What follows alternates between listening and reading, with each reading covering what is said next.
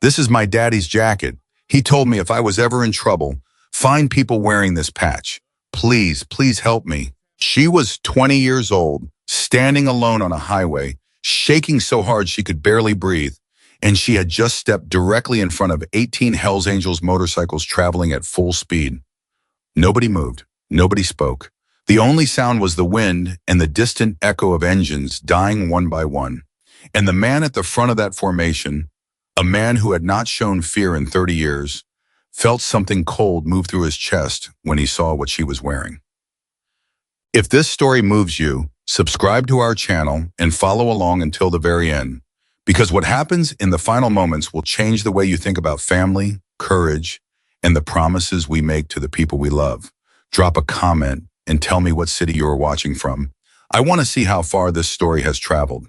The morning of October 14th started like every other morning on Route 89 north of Flagstaff, Arizona. The desert was wide and flat, and the kind of quiet that only exists in places where the land is older than anything human beings have ever built.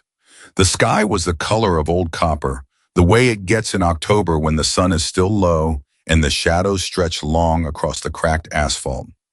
18 motorcycles moved in tight formation along the center of the highway, engines rumbling in the kind of synchronized rhythm that comes from years of riding together.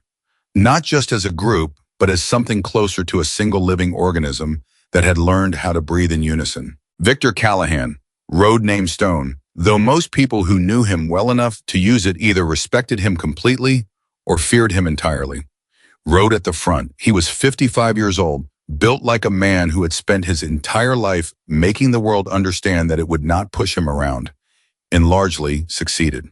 His beard was mostly gray now. His hands on the handlebars were the hands of someone who had gripped things, motorcycles, tools, difficult truths, for so long that the grip had become part of his physical identity.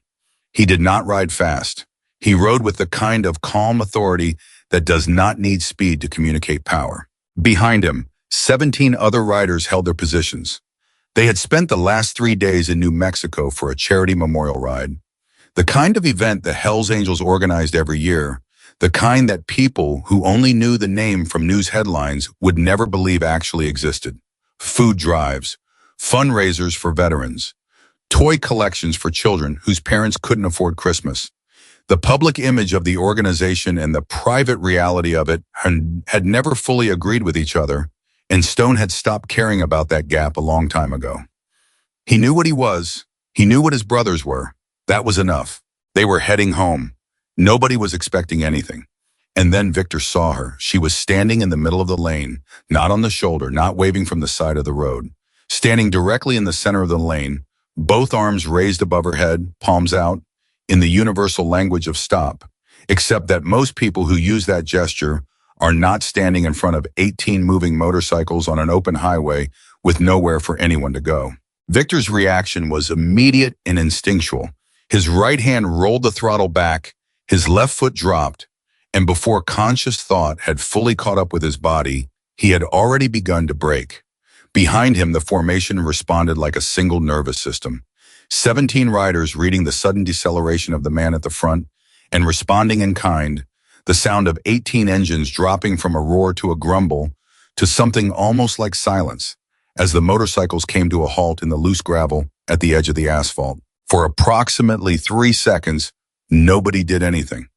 Victor sat on his stopped motorcycle and looked at the girl in the road. She was young, very young, early 20s at the absolute most, and his gut said younger than that. Blonde hair that had not been brushed recently, jeans that were dirty at the knees. She was wearing a black leather jacket, a biker's jacket, the kind with reinforced shoulders and a heavy zipper. That was clearly not hers. It was at least 3 sizes too large for her. The sleeves hung past her wrists. The shoulders drooped. The hem fell to her hips in a way that suggested the jacket was built for someone who outweighed her by at least 60 or 70 pounds. She was shaking, not trembling the way people tremble when they are cold. Shaking, full body, uncontrolled. The kind of shaking that comes from the inside when the human nervous system has been pushed past its capacity to regulate itself. And she was crying. Victor swung his leg off the motorcycle. He heard movement behind him. One of his brothers, probably Danny, probably reaching for something. and he raised one hand without turning around. Everybody stays. The message was understood. He walked toward the girl alone. He did not rush. He did not raise his voice. He moved the way you move when you're approaching something fragile that might shatter if you get the angle wrong. "Hey," he said, when he was close enough that she could hear him without him needing to shout. "Hey, I need you to breathe for me, okay? Just breathe." She tried. He could see her making the effort. The deliberate pull of air, the shuddering exhale. Her eyes were fixed on his face with an expression he had not seen in a long time. Not fear exactly, something more complicated than fear. Like someone who is terrified but has already decided that the terrifying thing is the only available option. "What's your name?" he asked. "Olivia," she said. Her voice was steady enough, steadier than the rest of her. "Olivia Hayes." "Okay, Olivia, I'm Victor. You want to tell me what's going on?" She opened her mouth, closed it again. Looked at him for a moment like she was measuring something. Not his physical size, not the patch on his jacket, but something else, something deeper. Then she reached up with both hands and turned around slowly, and Victor saw the back of the jacket she was wearing. The patch was faded. The colors had been bleached by time and washing and years of exposure to the kind of life that ages things faster than calendars do. But the design was unmistakable. The shape was unmistakable. The symbol was unmistakable. Victor Callahan had not seen that specific jacket in 22 years, but he recognized it immediately because he had been there the night it was given to its owner. He took one step back, just one, the involuntary kind, the kind your body makes before your mind gives permission. "Where did you get that jacket?" he asked. His voice came out different than he intended, quieter, with an in it that he hadn't put there on purpose. Olivia turned back around to face him. She was still shaking, but she was looking at him directly now, and in her eyes, red from crying, hollow from exhaustion, but direct, completely direct. He saw something that hit him like a physical impact. She looked like someone. The way her jaw was set, the way her eyes held their ground even when the rest of her was falling apart. The specific quality of her stubbornness, the precise angle of it. He knew that look. "This is my daddy's jacket," she said. Her voice broke on the word daddy, just barely, just for a fraction of a second, and then she pulled it back. "He told me," he said if I was ever in trouble, if I ever needed help, and he wasn't there, I should find people wearing this patch." She pressed her hand flat against the leather on her own chest, against the front of the jacket where a smaller patch sat above the breast pocket. "He said these people, he said you would help. He said you keep your promises." Victor did not answer right away. Behind him, he was aware of his brothers. He was aware of 17 men sitting on their motorcycles watching this exchange happen. And he knew what most of them were thinking, because he had been thinking it too, 30 seconds ago. Trap, set up, someone looking for trouble. But the jacket changed everything. "What's your father's name?" he asked. Olivia took a breath. "Michael Hayes, but..." She hesitated. "But he said you might know him by something else. He said his road name was Ghost." The silence that followed was different from the silence that had existed before. From behind, Victor came the sound of a kickstand going down. Then another, then three more, quick succession. He didn't turn around. He kept his eyes on Olivia Hayes. But he heard the sound of boots on asphalt, and he knew without looking that his brothers were getting off their motorcycles. Not to surround her, not to threaten, because they had heard the name, because some of them had known Ghost. "How long has your father been missing?" Victor asked. His voice was flat now, not flat in a cold way, flat in the way that men get when they are moving into a state of purpose, and the emotions have been deliberately set aside to make room for action. Olivia blinked. 3 days, she said, 3 days and 14 hours. "Did you go to the police?" "Yes." The word came out like something she had bitten through. "They said he's an adult. They said adults have the right to leave. They said there's no evidence of foul play, and I should..." Her voice cracked again, and this time she let it. "They told me to go home and wait." Victor looked at her for a long moment, then he turned around. Danny Reeves was standing 3 feet behind him. Danny was 48, built like a former offensive lineman, and had a face that had absorbed enough damage over the years to look permanently serious. He was one of the people who had known Ghost. Victor could see it in his expression. the careful blankness that meant the internal machinery was running hard. "You remember Ghost Girl?" Victor said. It was not really a question. Danny looked past Victor at Olivia, his jaw tightened. "He talked about her," he said carefully. "Every time. Every single time." Victor nodded. He turned back to Olivia. "Okay," he said. "Tell me everything." They moved to the side of the road. Olivia sat on the guardrail. Victor stood. Three of his brothers stood in a loose semicircle, not crowding her, not looming, just present in the way that men stand when they have decided something is their business. The rest of the formation had pulled their motorcycles to the shoulder and were waiting with the specific patience of people who trust the man making the decisions. Olivia told the story the way exhausted people tell stories. Not in order, not neatly, but with the particular urgent honesty that comes when someone has been holding something too heavy for too long and finally has permission to put it down. Her father, Michael Hayes, 48 years old, a mechanic, had been running his own shop in a small town called Dewey Humboldt for 11 years. Her whole life, basically, which meant her whole life had been the smell of motor oil and the sound of an impact wrench, and her dad's hands that were always half clean at best, even when he'd scrubbed them twice. Her whole life had been watching him work on other people's cars with a focus and a care that she had always understood, even as a small child, meant something more than just fixing engines. Like he was making up for something. Like he was paying something back to the world, one repaired vehicle at a time. "He never talked about before," she said. "I mean, I knew there was a before. When I was little, I asked about the jacket once, and he said it was from when he was young and dumb and trying to find out who he was. He laughed when he said it, but then he put the jacket away and I didn't see it again for years." She paused. "He never told me about the Hells Angels. Not directly, not in so many words. But I knew something. I always knew something had happened. Before me, before Dewey Humboldt, before the shop. He just never talked about it." Victor said nothing, let her run. "About 2 months ago, things started changing," Olivia said. "Little things at first. He started locking the shop at night, like actually locking it, deadbolt and chain, when before he used to leave it with just the padlock because he said nobody in Dewey Humboldt was going to steal anything from a mechanic's shop." She shook her head slightly. "Then he started checking his mirrors. Not just driving, I mean sitting at the kitchen table and I'd look up and he'd be looking at the window. Like he was watching for something." "Did he say what?" Victor asked. "Not at first. I asked him twice and he said I was imagining things." A short pause. "The third time I asked, he sat me down at the kitchen table and he said he'd gotten into something at work. He said a company called North Star Logistics had brought him some vehicles for maintenance, routine stuff, and he'd noticed something that didn't add up." She looked at Victor. "He said the vehicles weren't what they were supposed to be." "What do you mean?" "He didn't get specific. I think he didn't want to scare me. He said the modifications on the vehicles were not standard. He said someone had gone to a lot of trouble to make something look like something it wasn't, and he'd been a mechanic long enough to know the difference." She pressed her lips together. "He said he needed to think about what to do with what he'd found. He said he needed a few days." "And then he disappeared," Victor said. 3 days later," Olivia said. "He dropped me at work. I waitress at a diner in town, 6 a.m. shift. He pulled up. I got out. I waved at him through the window. He was going to the shop." She stopped.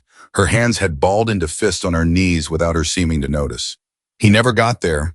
His truck was found on the side of Route 69, 18 miles from the shop. Keys on the seat, phone in the cup holder. His coffee, he always had coffee in the morning from a thermos. The thermos was still there, still warm when the deputy found it." Victor was quiet. Danny, standing to his left, said quietly, "How'd you end up out here?" Olivia looked at him. "When the police told me there was nothing they could do, I went home and I couldn't sleep and I sat in his room for a long time, just trying to think like him, I guess, trying to figure out what he would have done. And I went through his things. I wasn't going through them to snoop. She stopped, started again.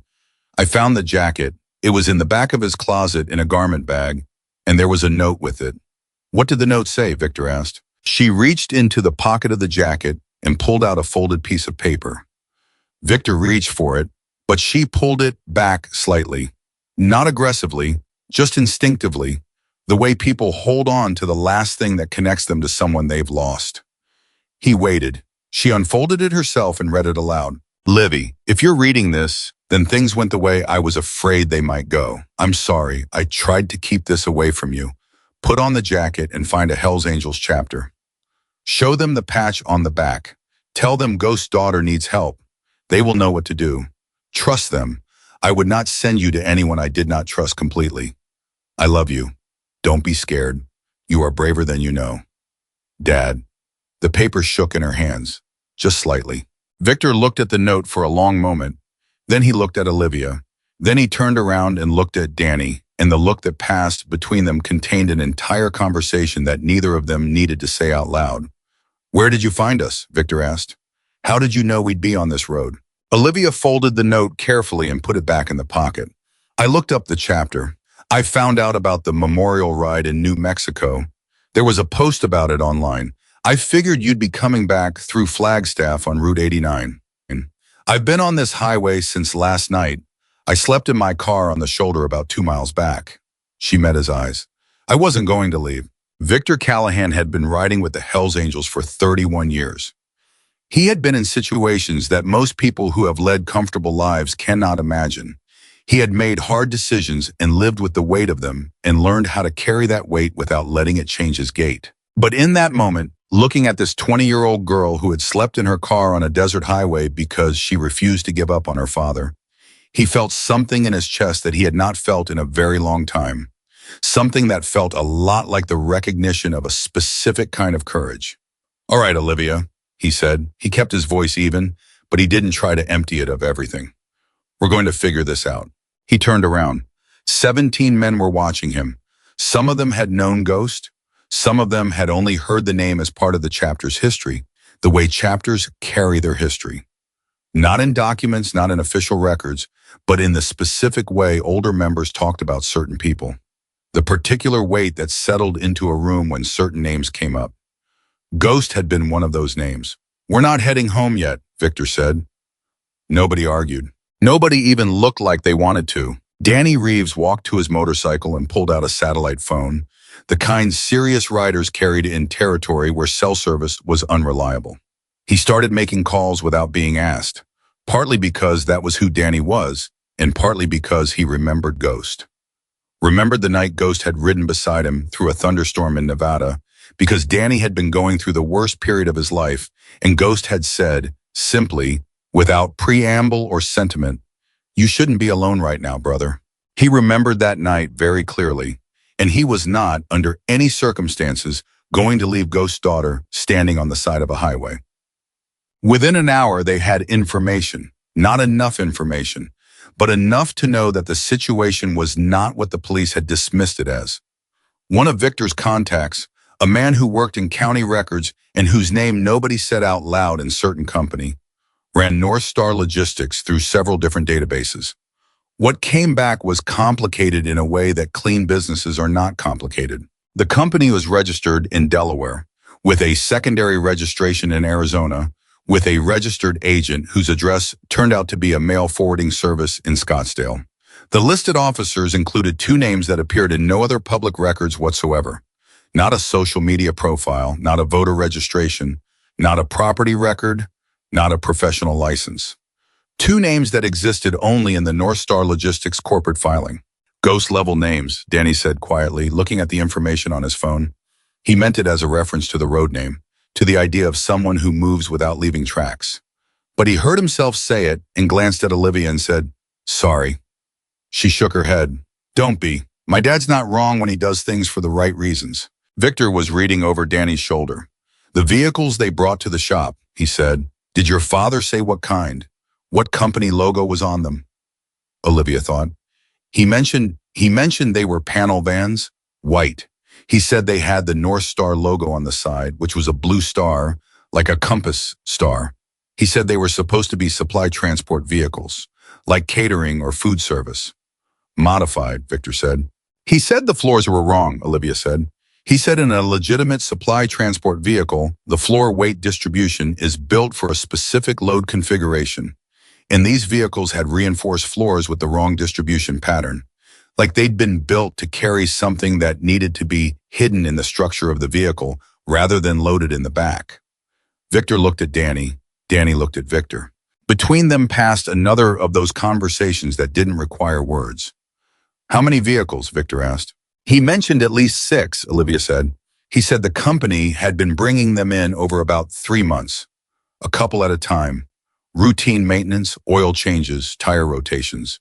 The kind of thing you'd do to keep vehicles looking legitimate and roadworthy. She paused.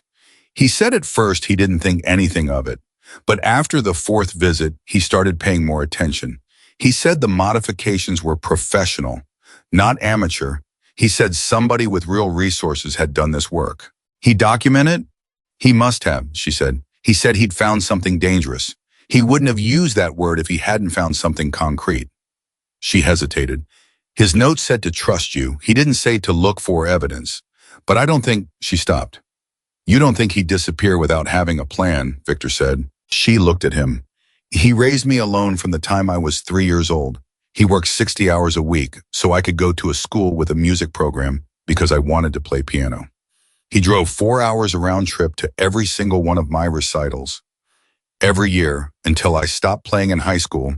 And even then he made me promise to keep practicing for myself because he said talent shouldn't die just because the performance stops. Her voice was completely steady. He did not do anything without having a plan. He did not move in any direction without knowing where the exit was. Victor nodded slowly. So the evidence is somewhere, he said, and he knew where. And the people who took him don't know he already secured it, she said, which means they're still holding him because they think they can get the information out of him, which means he's still alive. Yes, she said. The word was simple and total and without any room for doubt. Not because she was naive, but because the alternative was not a thing she had given herself permission to believe. Victor made a decision, the kind of decision that once made cannot be unmade, and that he would not have wanted to unmade under any circumstances. Olivia, he said, stay close to Danny. Don't go anywhere alone. Don't use your phone for anything except talking to us. He paused. Can you do that? She looked at him steadily. Can you find my father? The honesty of the question. No drama, no performance. Just a 20-year-old girl asking a direct question and waiting for a direct answer was the kind of thing that reminded Victor why he had spent 31 years living by a code that the outside world often misunderstood. I'm going to try everything I have, he said. That's the most honest thing I can tell you. She considered that, then she nodded. Okay, she said, then yes, I can do that. Danny came to stand beside her. He didn't say anything. He didn't put a hand on her shoulder or offer any comfort that she hadn't asked for. He just stood beside her, solid and present, in the way that some men communicate everything important through simple proximity. Victor walked away to make phone calls. The desert around them was very quiet. The sun had climbed higher and the copper had burned out of the sky, and now it was the flat, hard blue of a full Arizona morning. The kind of blue that looks like it goes all the way to the edge of the universe. Somewhere in that landscape, Michael Hayes, ghost to the people who had known him when he was a different version of himself, when he was young and running towards something he hadn't found yet, was still alive. Victor was certain of it. Not because certainty was rational, but because Ghost was the kind of man who stayed alive through sheer refusal, and Victor had known him well enough to know that his daughter had inherited the same quality. The girl who had stood in the middle of a highway in front of 18 motorcycles, with nothing but an old jacket and a note, and the absolute conviction that her father had told her the truth. That girl was Ghost's daughter all the way down to the bone. And she had just reminded Victor that the most dangerous thing in the world is not a weapon. It is a person with nothing left to lose who still has someone left to save. His first call was to a man named Reeves Tambor. No relation to Danny. Nobody knew where the name came from. Nobody asked. Who ran a private security firm in Phoenix and who owed Victor a favor of the specific kind that does not expire and does not get called in lightly. His second call was to a former county sheriff's deputy named Loretta Cross, who had left the department 4 years ago under circumstances that were officially described as a voluntary retirement and privately understood to mean she had gotten tired of watching things get buried that deserved to see daylight. His third call was to a man who simply answered the phone with "yeah," and to whom Victor said, I need eyes on a company called North Star Logistics. Anything with their name on it, anything moving in or out of any property they're associated with, starting right now. And the man said, how fast? And Victor said, yesterday. And the man said, give me 3 hours. When Victor walked back to where Danny and Olivia were standing, Olivia looked at him with the question she didn't say out loud. We're moving, he said. Where? First your father's shop, he said. If he hid something, he hid it somewhere he knew you could find it. Somewhere he knew, if the worst happened, you'd eventually look. He paused. Did you go to his shop when you were looking for him? Olivia shook her head. I went to the police and then home, and then I found the note and... She stopped, looked at him. I went straight to find you. I didn't think about the shop. He spent 11 years in that shop, Victor said. If your father wanted to leave you something, he'd leave it there, she said. Quietly but with complete certainty. He lived at that shop, not at home. At home he was Dad. At the shop he was himself. Victor nodded. Then that's where we start. Behind him, 17 engines turned over one by one like a choir finding its note, each one adding to the frequency until the whole desert seemed to hum with it. Olivia Hayes looked at the 18 riders assembling around her in the morning light. Men her father had once called brothers. Men who had heard the name Ghost and gotten off their motorcycles without anyone needing to explain why. She thought about her father alone, somewhere in the dark, holding on to the evidence that he had not given up, holding on to it with both hands. Because he was Ghost. Because he was the man who repaired other people's cars with a care that was really an apology to the world. Because he was the man who drove 8 hours round trip to piano recitals. Because he was the man who had put a note in a jacket and told his daughter to trust the people who kept their promises. She pulled the jacket tighter around her shoulders. It was too big. It would always be too big. It had been built for a man with broader shoulders and more years on him, and a history she was only now beginning to understand. But right now on this highway, with the desert air moving through it and the sound of 18 engines rising around her like something ancient and inevitable, it fit exactly right. The ride to Dewey Humboldt took 40 minutes. Olivia sat behind Danny on his motorcycle, her arms around his waist, her face turned sideways against the wind. She did not talk. Danny did not try to make her talk. He understood, in the way that people who have carried their own heavy things understand, that silence is not always emptiness. Sometimes silence is the only container strong enough to hold what a person is carrying. Victor rode at the front. He was thinking hard, the kind of thinking that looks from the outside like calm, but is actually something closer to a controlled burn. Everything irrelevant being cleared away so that the thing that matters can move through without obstruction. He had known Ghost for 6 years before Ghost walked away. 6 years was long enough to know a man's bones, not just his surface. And what he knew about Michael Hayes, about Ghost, was this. The man was methodical in a way that looked casual until something went wrong. And when something went wrong, the methodical part became visible like the skeleton of a building after the walls come down. Ghost did not panic. Ghost planned. And Ghost planned for the plan failing, and then planned for that failure failing too. Which meant somewhere in that repair shop, there was something waiting to be found. The town of Dewey Humboldt was the kind of small Arizona town that had figured out how to exist without needing anyone outside itself to notice it. It was not charming in any advertised way. It was functional, quiet, and real in the way that places are real when the people in them are too busy living to perform living for anyone's benefit.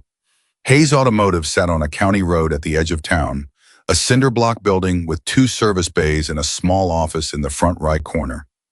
A hand-painted sign above the entrance, a parking area of packed dirt, the kind of place that had been there long enough that people had stopped seeing it as a building and started seeing it as a fact. Victor pulled in first.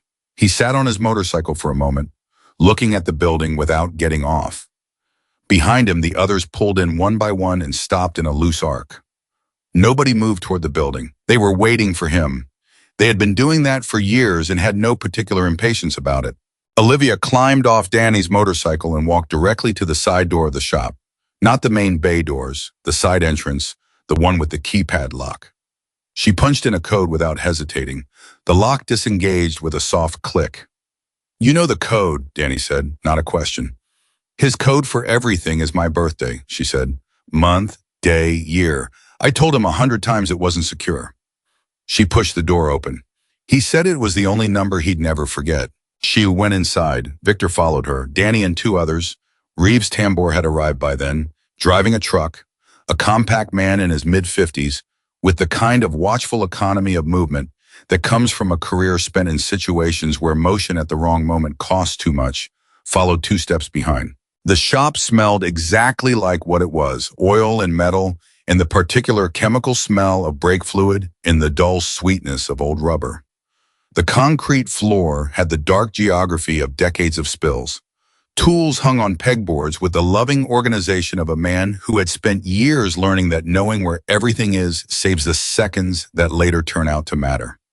3 cars in various states of repair sat in the bays, hoods up, waiting for a man who had not come back. Victor looked around the space. He was reading it the way you read a room when you know the person who lived in it, not looking for anything specific yet, just letting the space talk. She's right, he said quietly to Danny. He lived here. Danny nodded. He had already started moving through the space with a slow, deliberate attention, hands in his jacket pockets, touching nothing. If he hid something, where? Somewhere a mechanic hides something, Victor said. Meaning not obvious, Danny said. Meaning built in, Victor said. Meaning part of the structure. Olivia had gone to the small office in the corner. She was going through her father's desk not with the frantic energy of someone searching desperately, but with the focused quiet of someone who knew the man who had sat at that desk and was trying to think like him. She opened the center drawer, the side drawers, the filing cabinet behind the desk. She went through everything with her hands in her eyes, and then she sat in his chair and looked at the desktop and was still for a long moment. "What are you doing?" Reeves asked from the doorway of the office. "Sitting where he sits," she said, "thinking about what he sees when he's here." Reeves looked at Victor. Victor gave him a look that said, "Let her work." Olivia's eyes moved around the office. Slowly, the desk, the filing cabinet, the single window that looked out onto the main bay, the small shelf on the wall behind the desk where her father kept 3 things: a coffee mug she had made for him in a middle school ceramics class, chipped and badly glazed and clearly precious to him, a small framed photo. She could see herself in it, maybe 8 years old, sitting in the driver's seat of some car at the shop, laughing about something, and a repair manual for a 1987 Ford F-250 that had been sitting on that shelf for as long as she could remember. She looked at the manual. She got up from the chair, reached up, and took the manual off the shelf. It was heavier than a book that size should have been. She set it on the desk and opened it. The first 40 or 50 pages were real, actual manual pages, greasy at the corners from use. But somewhere around page 60, the pages changed. They had been cut, carefully, precisely, with a razor or a box cutter.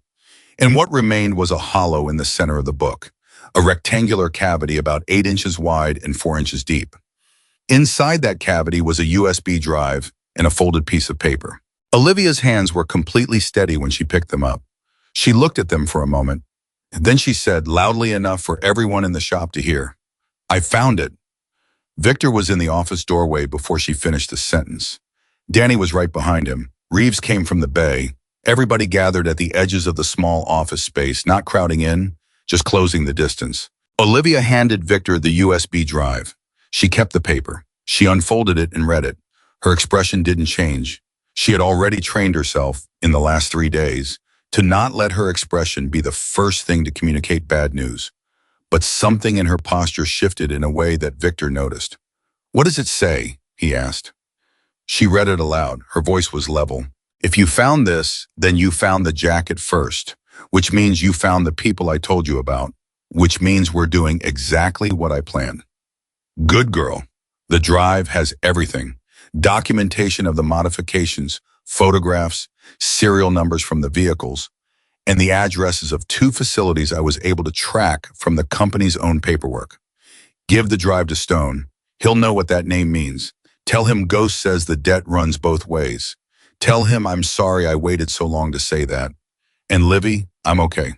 Whatever's happening right now, I'm okay. I am not going to leave you.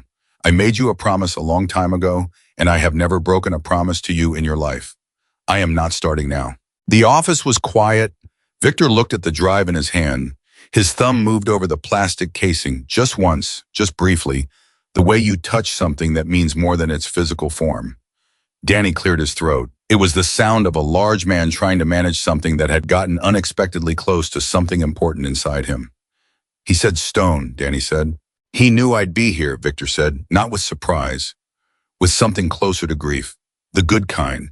The kind that comes when you realize someone thought about you in their hardest moment. He knew the chapter would answer. He always said that about you, Danny said. He always said, whatever happens, stone comes. Victor looked up. When did he say that? Danny hesitated. Last time I saw him, before he left, we talked. I tried to talk him out of going. He said he had to. He said he had a daughter and he needed to give her something different. He paused. I told him he was making a mistake. He said, Danny, the mistake is the thing I haven't done yet. I never fully understood what he meant. I think I understand now, Olivia said quietly. Both men looked at her.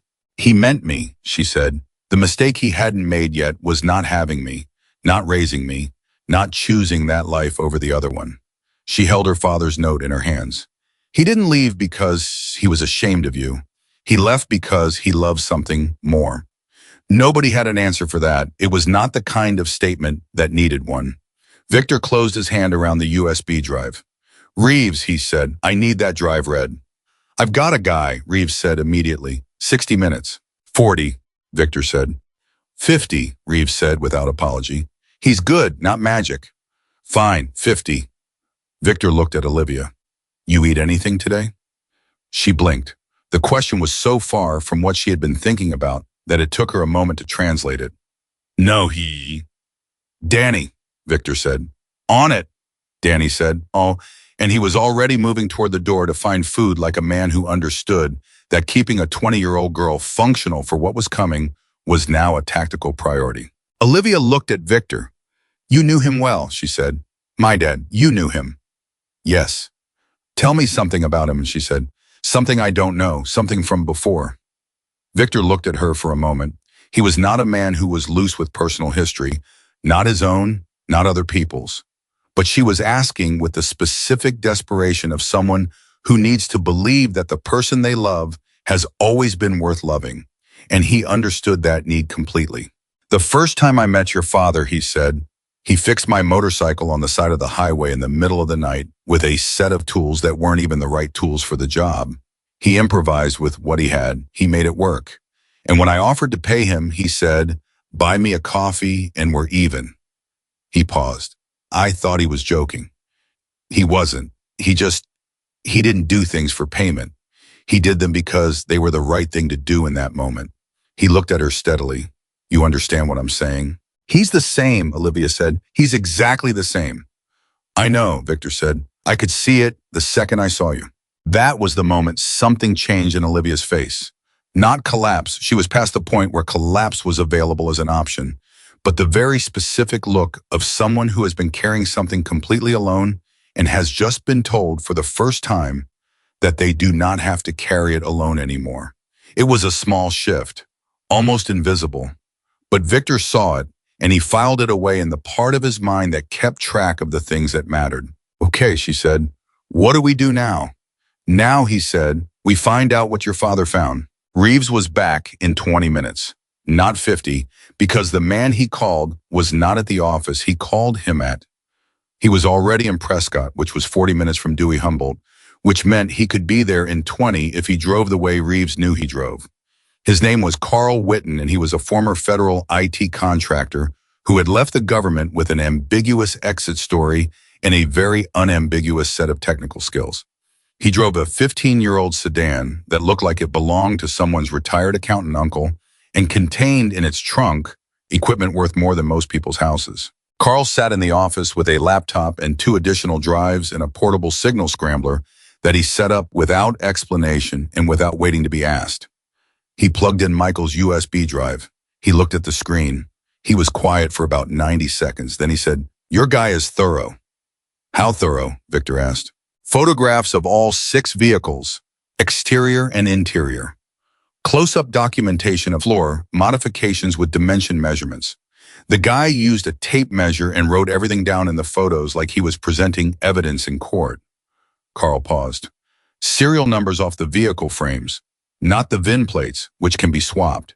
The actual chassis serials, which means he knew the VIN plates might be false. He looked up. Where did you say this guy worked? He's a mechanic, Victor said. Carl looked at him. He's not just a mechanic, he said. He either had training and evidence documentation, or he's extremely smart and extremely careful.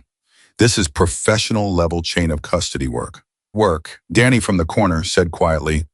Ghost always played the long game. Carl turned back to the screen. There's more. He tracked the vehicle registration through the company paperwork. Apparently he had access to the company service records, which they left with him for maintenance purposes. He cross-referenced the vehicle registrations against property records in 2 counties and identified 2 addresses where North Star vehicles were consistently logged. He looked up again. One is a warehouse in the industrial district south of Prescott. One is an old agricultural facility off Highway 69. Victor and Danny looked at each other. Highway 69, the road where Michael's truck had been found. The agricultural facility, Victor said. Distance from where his truck was found? Carl pulled up a map, about 4 miles east. The silence in the room had a specific quality to it. The quality of a door opening onto something that nobody wanted to look at directly, but everyone needed to see. Olivia was standing in the corner of the office with her arms wrapped around herself inside the too large jacket. She had heard everything. Her jaw was tight and her eyes were very clear, and she said in a voice that did not shake, "He's at the agricultural facility. That's where they took him." "Olivia," Danny began. "Don't," she said, not harshly, just firmly. "Don't do the thing where you try to protect me from the obvious conclusion. He was taken on Highway 69. The facility is 4 miles from where they found his truck. They were watching him. They knew what route he drove to work. They grabbed him on the way." She looked at Victor. "He's there, and he's been there for 3 days." Victor looked at her. He did not tell her she was wrong, because she wasn't wrong and he had too much respect for her to offer her the comfort of a false uncertainty. "Carl," he said, "what do we know about the facility?" Carl was already searching. Agricultural property listed as inactive. Last active agricultural registration was 8 years ago. Current ownership is a shell company registered in Nevada. Different name than North Star, but the registered agent is the same mail forwarding service in Scottsdale. He looked up. Whoever set this up, they know how to use paper to create distance, but they didn't fully clean the thread between the properties. "Because they didn't think anyone would pull the thread," Victor said. "Because your mechanic wasn't supposed to have time to document what he found," Carl said. "They moved on him 3 days after he took the maintenance contract. That's fast. Someone inside the company was watching for exactly this kind of thing." He paused, "which means they knew he was looking." "But they didn't find the drive," Reeves said. "No," Carl said, "because they took him before he could retrieve it, or because they thought he'd tell them where it was." He looked at the screen, and apparently he hasn't. 3 days, Victor thought. 3 days of holding, 3 days of refusing, of a man in a room somewhere who had been raised understanding how to endure, and who had chosen over and over to keep his mouth shut because he knew his daughter was wearing the jacket. "I thought about the note. I made you a promise a long time ago, and I have never broken a promise to you in your life. I am not starting now." He thought about a man fixing a motorcycle with the wrong tools in the middle of the night and refusing payment.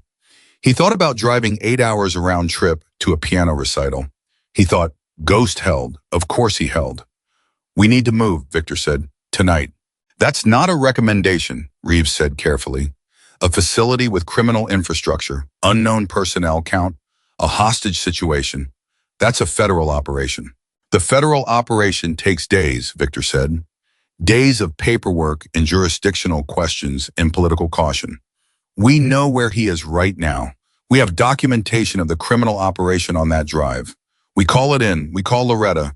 She gets it to the right people. And we go out there tonight and we get eyes on that facility. We don't go in blind. We don't go in loud. We go in smart." "And if he's not there," Reeves asked. "Then we find out where he is from what's there," Victor said. Reeves was quiet for a moment. He was a man who calculated risk for a living. He was running the numbers. "I want 4 of my people," he said finally. "Done." And I want the drive duplicated before it goes anywhere, he said. 3 copies, different locations. Carl, Victor said. Already copying, Carl said without looking up. Olivia had been standing in the corner through all of this, listening, processing. Her face had gone through several things in the last few minutes. Fear, determination, a very brief and very controlled flash of something that looked like anger at the universe for putting her father in this position, and had settled into something clear and focused. I'm coming, she said. Victor turned to look at her. Don't, she said before he could speak. Don't give me the speech about staying safe. My father told me to find you because you keep your promises. I kept mine. I found you. Now I am going with you to find him. You're 20 years old, Victor said, not unkindly, just as a fact. I know how old I am, she said. I also know that I've been up for 36 hours and I stopped 18 motorcycles on a highway this morning, and I didn't fall apart then, and I'm not going to fall apart now. I'm not asking to go inside. I'm not asking to be in the middle of it. I'm asking not to be left in a waiting room like a child while you go and bring my father home. She looked at him without blinking. He told me to trust you. I did. Now trust me. Victor looked at her for a long moment. He thought about what Danny had said. He always said, whatever happens, Stone comes. He thought about Ghost, 22 years ago, saying, buy me a coffee and we're even. I thought about the daughter of a ghost, standing in a dead man's office in a jacket too big for her shoulders, asking to be trusted. You stay with Danny, he said. You don't move without Danny. You don't make decisions without checking with Danny. The second it goes sideways, Danny gets you out. You agree to all of that, every single word. She looked at Danny. Danny looked at her with the expression of a man who had already decided this was happening and had moved on to planning what it meant for his immediate responsibilities.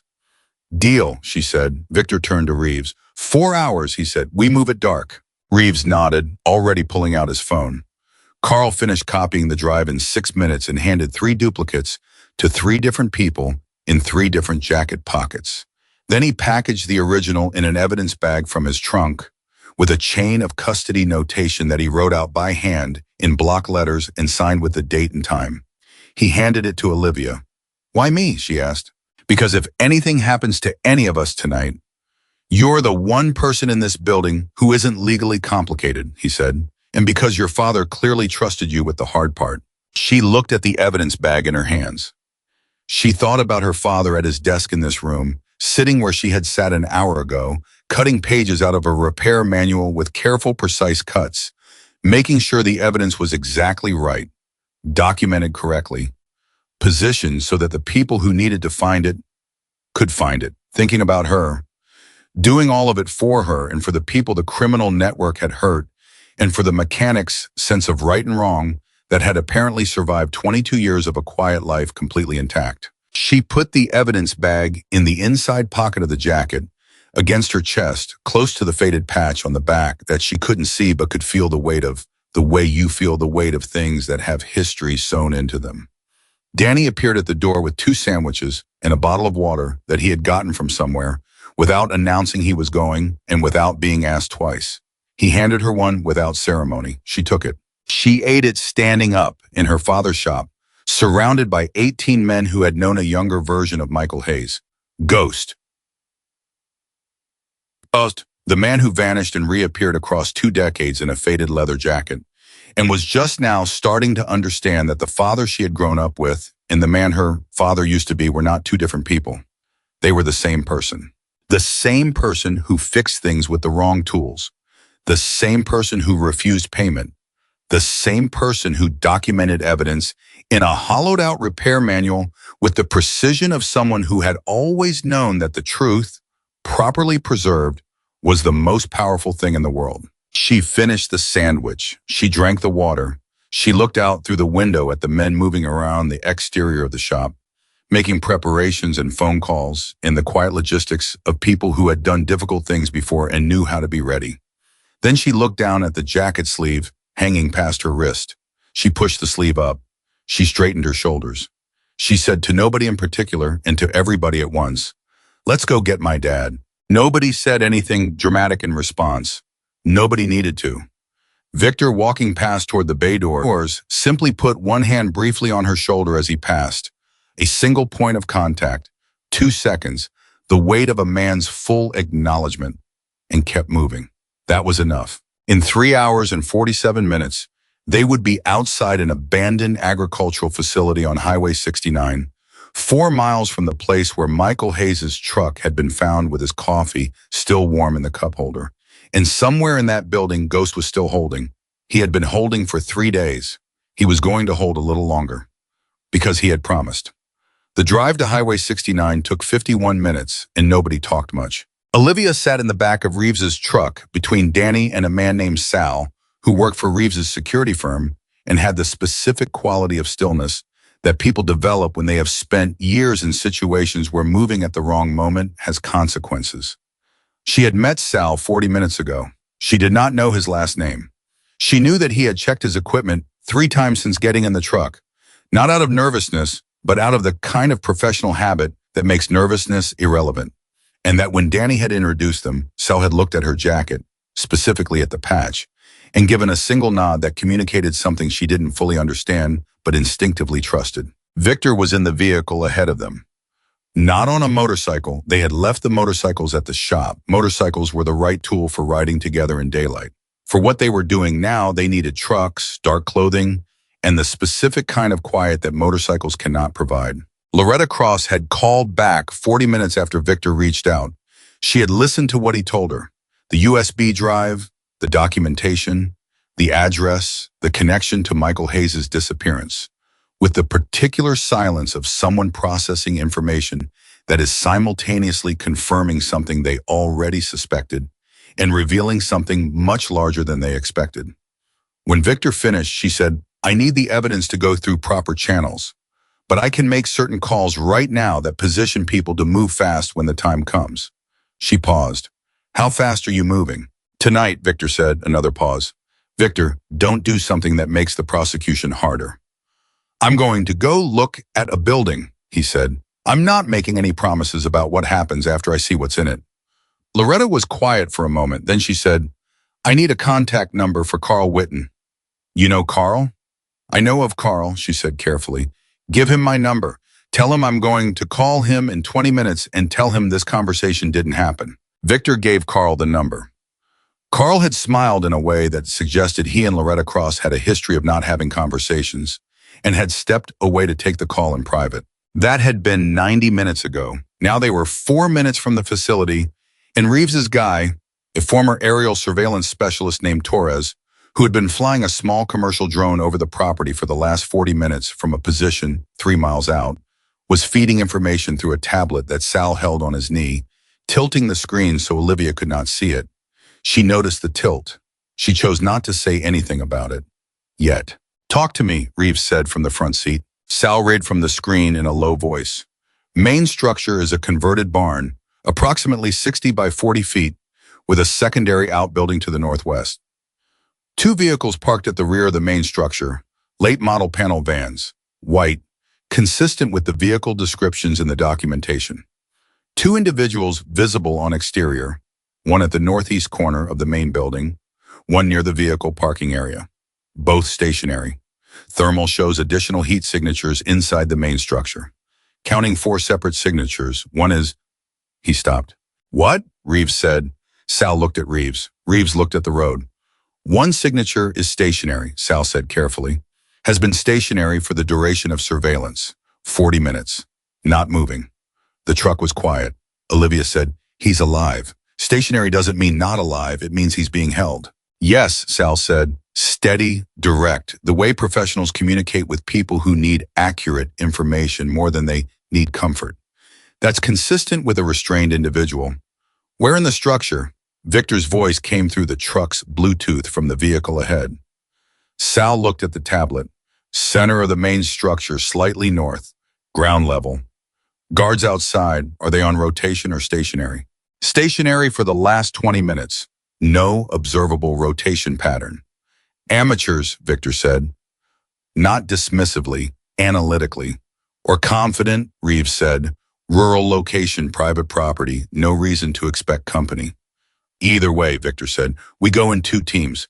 Reeves, you take Torres and Marcus and handle the exterior contacts. I go in with Danny and Sal." "And me," Olivia said. Dead silence from the front of the truck. Dead silence from the speaker connected to Victor's vehicle. Olivia, Danny said next to her. I know what I said, she said. I know the agreement. I'm not asking to go in first. I'm asking to be there when you bring him out. I'm asking not to be sitting in a truck a quarter mile away while my father, she stopped, restarted. He hasn't seen me in 3 days.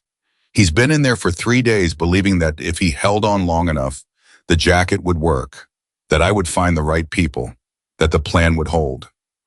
Her voice was completely controlled, but there was something underneath it that was the acoustic equivalent of a structure under maximum stress, still standing, but communicating exactly how much load it was carrying. When he comes out of that building, I needed to be the first thing he sees. That's all I'm asking. Danny looked at Sal. Sal looked at Danny. An entire risk assessment passed between them in approximately 2 seconds. You stay directly behind me, Danny said. Not beside me, behind me. You don't move unless I move. You don't speak unless I tell you it's safe. If I put my hand back, you stop. If I say down, you go down immediately. No hesitation, no asking why. Can you do exactly that? Yes, she said. Say it back, he said. She said it back, word for word. Danny looked at his phone and typed a message to Victor. 20 seconds passed. Then Victor's voice came through the speaker, and all it said was, fine. They stopped the vehicles 700 meters from the facility, off the road, behind an equipment storage lot that belonged to an inactive irrigation company and provided natural visual cover. The plan had been built and rebuilt in the last 90 minutes, adjusted each time Torres sent new information from the drone. It was not a complicated plan. The best plans rarely are. Complexity is what happens when the people making the plan don't trust the people executing it. Victor trusted his people completely, which meant the plan was 3 movements. Exterior contacts neutralized silently by Reeves's team. Secondary outbuilding cleared by Torres and Marcus. Primary structure entered through the west-facing service door by Victor, Danny, and Sal.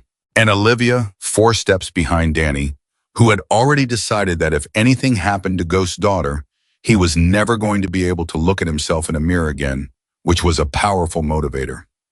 They moved through the dark in single file. Victor at the front, then Danny, then Olivia, then Sal closing the rear. They moved without lights, in silence, in the specific unhurried way that covers ground fast without making speed visible. Olivia matched their pace exactly.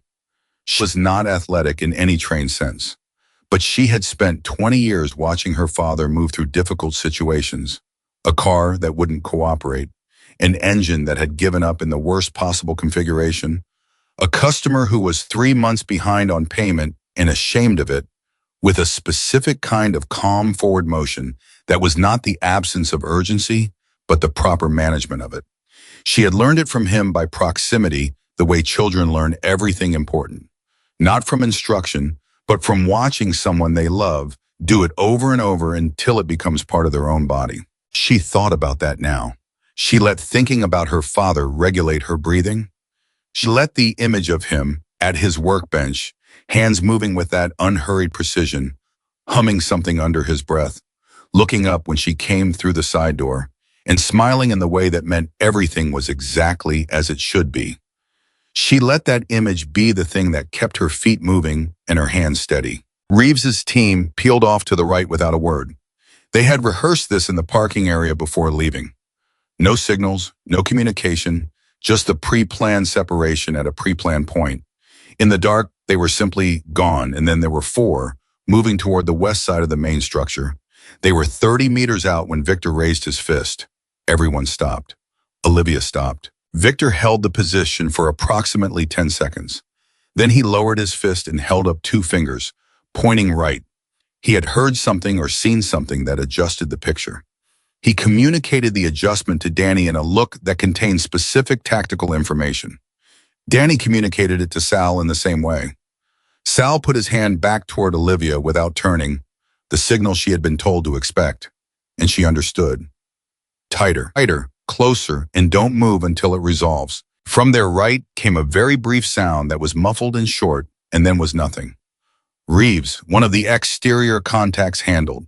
The second followed 15 seconds later. Then Reeves's voice in Victor's earpiece. Olivia could not hear it, but she saw the tension across Victor's shoulders change quality, from active anticipation to the next phase. They moved. The service door was unlocked. Victor opened it with one hand, controlled the swing with the other so it made no sound, and they were inside. The interior of the converted barn had been partially modified, not into anything sophisticated, just into the functional minimum for what it was being used for. The smell hit Olivia first, motor oil the same as her father's shop, which meant the vehicles had been in here, and also something else underneath, the specific stale heaviness of a space that had been closed with people in it for days.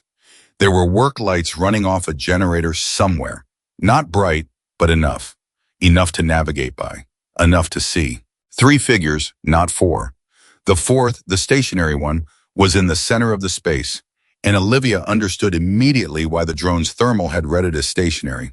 Her father was seated in a metal chair, wrists zip-tied to the armrests, ankles secured to the legs.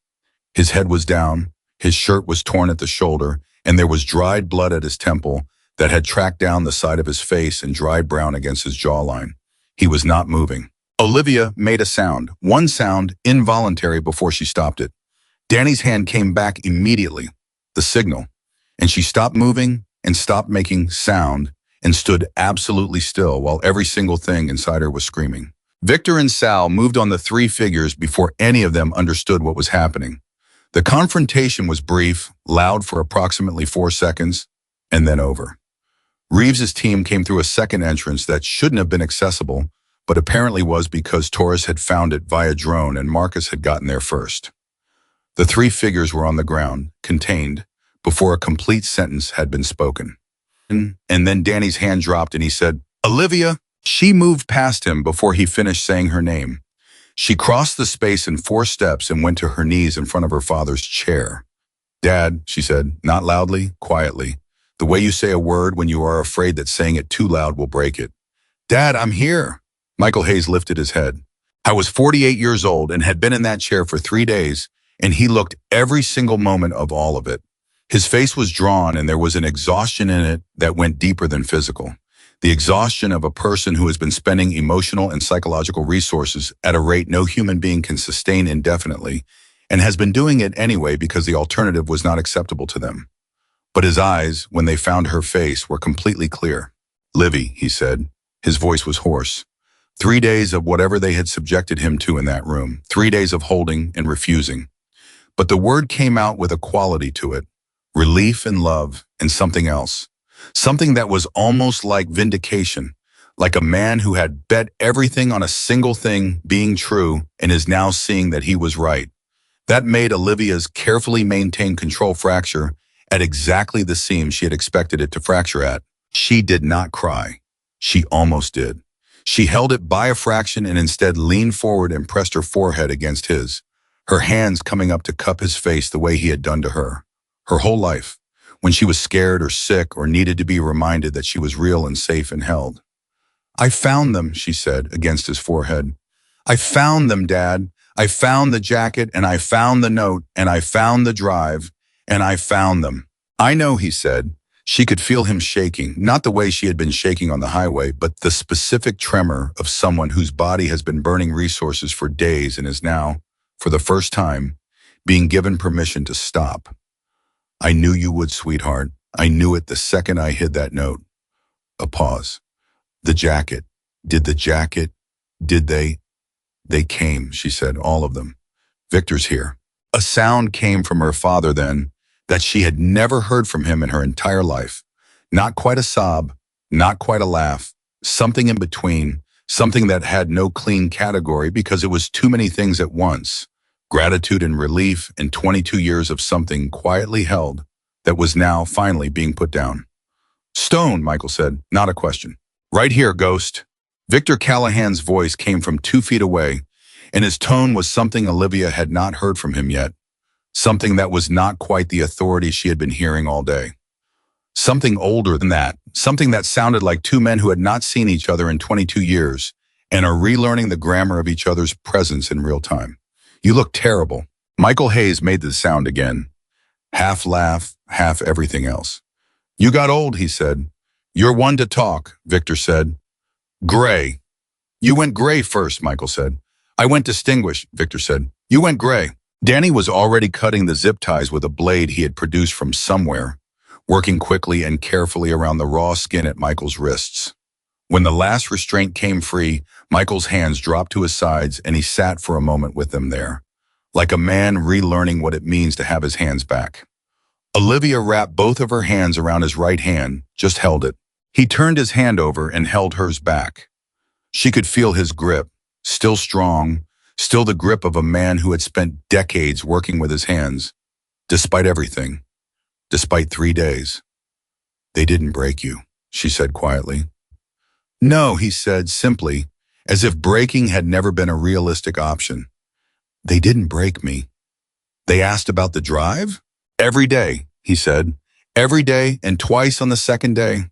He looked at her with something that was almost amusement underneath the exhaustion. I told them I didn't know what they were talking about. And they believed you? Probably not, he said. But not believing me and being able to do anything about it are two different problems. Reeves appeared at Victor's shoulder. We need to move, he said. His voice was controlled but had an urgency in it that hadn't been there before. Torres just flagged something. A fourth vehicle just turned onto the access road.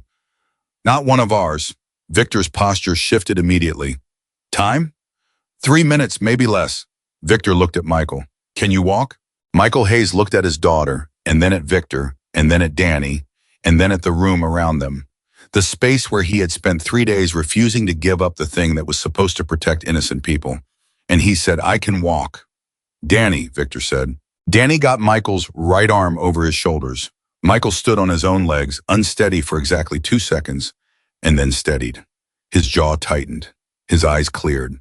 The mechanic who had spent 22 years quietly paying back his debt to the world reset himself, in the way of men who have learned that the body is an instrument and the mind is the musician. And he said, let's go. They moved. Fast this time. No measured pace, no careful quiet. Sal had the rear door open. Reeves' team was already outside, repositioning. Torres, via Sal's earpiece, was tracking the incoming vehicle and narrating its approach in the flat, efficient voice of someone whose job is to take the chaos out of information. Vehicle stopped, Sal said suddenly, relaying, 60 meters from the building. Engine off. They saw something, Victor said, or they're being cautious. Or they're calling someone, Reeves said. Move faster, Victor said. They moved faster. Michael's stride lengthened. Olivia stayed on his left side, not holding him up. He did not need holding up, but present, just present, her shoulder against his arm, the jacket she was wearing brushing against his sleeve with every step. They were 20 meters from the vehicles when Michael said under his breath, Livy. Yeah, Dad. The jacket. She could hear something in his voice. Does it still?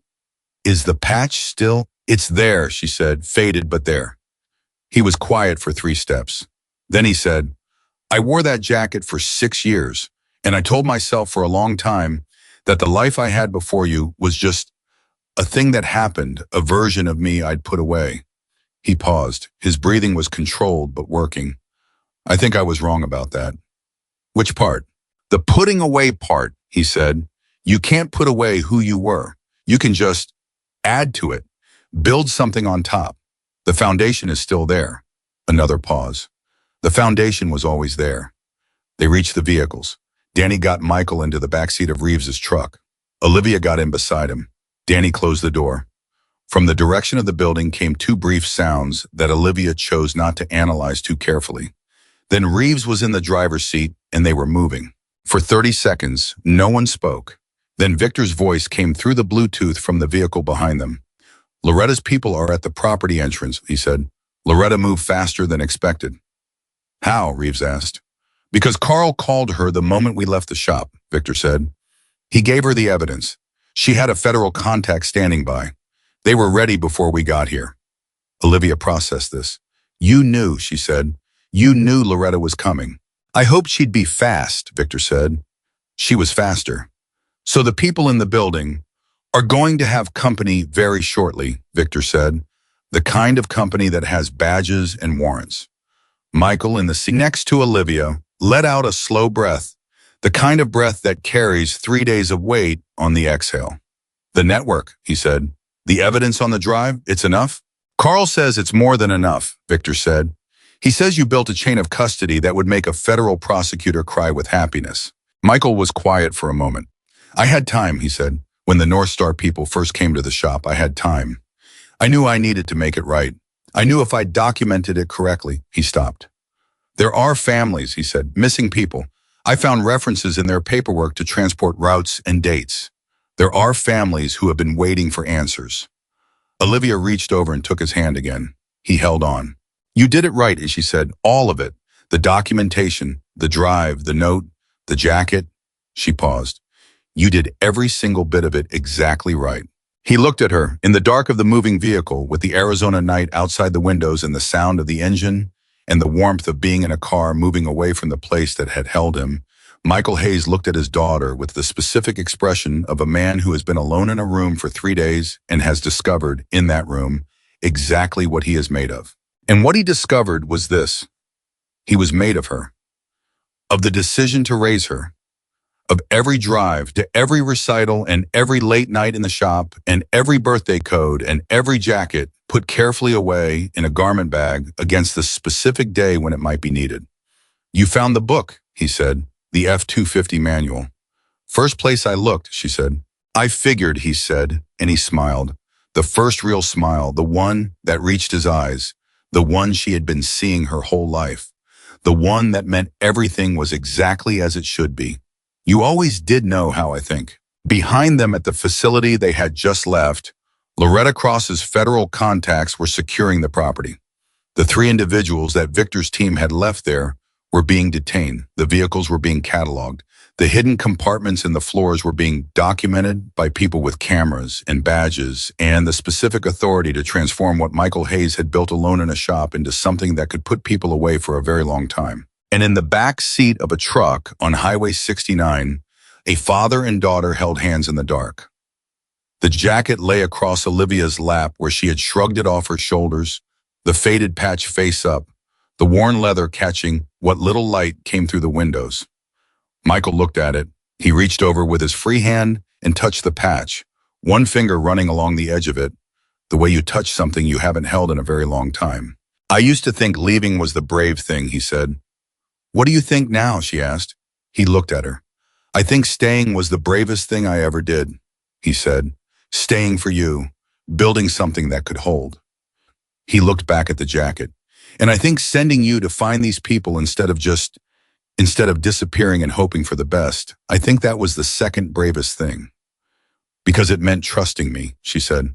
Because it meant trusting you, he agreed. From the front seat, Danny, who had been pointedly not listening in the way that large men in small spaces are very good at, cleared his throat. For what it's worth, he said without turning around, you were not wrong to trust her ghost. She stopped 18 motorcycles on Road 89 this morning with her hands up in a faded jacket and told Stone she needed help. A pause. Most grown men I know wouldn't do that. Michael was quiet for a moment. Then he looked at Olivia with an expression that was too full to have a single name. Yeah, he said. That sounds about right. Victor's voice came through the Bluetooth one more time. Loretta just confirmed, he said, they found documentation at the facility connecting North Star Logistics to 3 active missing persons cases and 2 cold cases going back 4 years. The operation is larger than we thought. A pause. Michael, the people you documented, the evidence you built, it's going to do what you hoped it would do. Michael closed his eyes, just for a moment. Olivia watched his face when he did it. She watched the exhaustion and the relief and the very private, very specific satisfaction of a man who made a decision in a dangerous moment to do the right thing and held to that decision under maximum pressure and has just been told it worked. She had seen that face before. She had seen it 100 times over a timing belt, in a seized alternator, in a transmission that had given up on somebody's family car at the worst possible moment. The face of a man who takes something broken and makes it right. She thought he has always been exactly this person. She had just never known all the ways it expressed itself. Stone, Michael said, opening his eyes. Yeah, Victor said. Thank you. A pause, then quieter. I'm sorry it took 22 years to be worth a thank you. Don't be sorry, Victor said. Just buy me a coffee. Michael laughed. A real one this time. Full and genuine and so familiar that it hit Olivia somewhere directly behind her sternum, because she had heard that laugh her whole life and had spent the last 3 days believing she might never hear it again. Yeah, Michael said. Yeah, I'll do that. They drove. The desert was dark and wide and full of the particular silence that exists in places where the stars are still visible, and the 6 vehicles moved through it in a loose convoy with no ceremony and no announcements and no particular sense of triumph. Just the specific gravity of people who have done a difficult thing and are now in the process of returning to the world with what they went to find. In the back of the truck, Olivia held her father's hand. He held hers back. The jacket was on her lap. And Michael Hayes, Ghost, the man who had walked away from one life and built another life out of the best materials he had, which turned out to be more than enough, was exactly where he had promised he would be. With his daughter, not leaving, not now, not ever. They took Michael to the hospital in Prescott first, because Victor said it was not a negotiation, and Michael tried to say he was fine, and Victor looked at the dried blood on his temple and the raw skin around his wrists and said, "Ghost, don't make me carry you."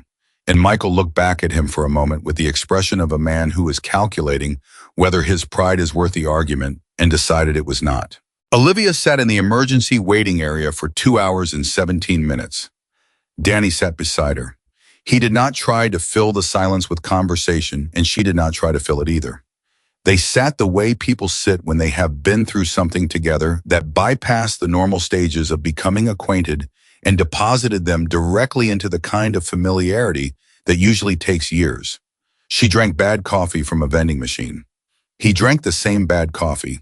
At one point, she fell asleep for 11 minutes with her head tilted back against the wall, and Danny noticed and did not move so she would not wake up, even though his back hurt, because she had been awake for going on 40 hours, and those 11 minutes were probably the first genuinely unguarded rest she had allowed herself since the morning. She waved at her father through the diner window, and he drove away. When she woke up, she looked at him immediately, not disoriented. She had not fallen deeply enough for disorientation.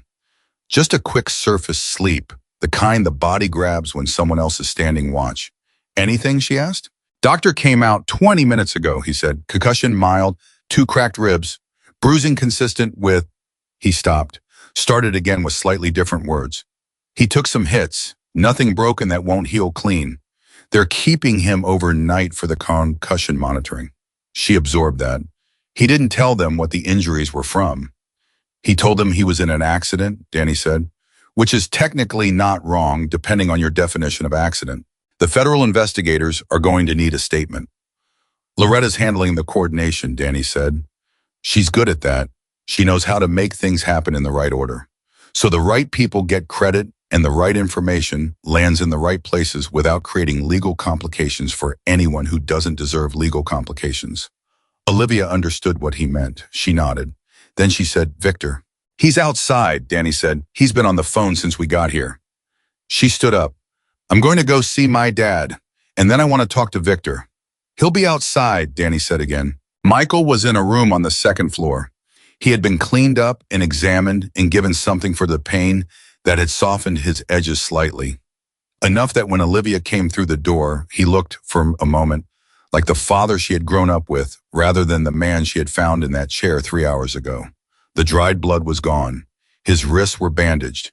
He was sitting up, not lying down, because he was Michael Hayes, and lying down in a hospital bed, when he was technically capable of sitting, was apparently not something he was willing to do. She sat in the chair beside the bed and looked at him.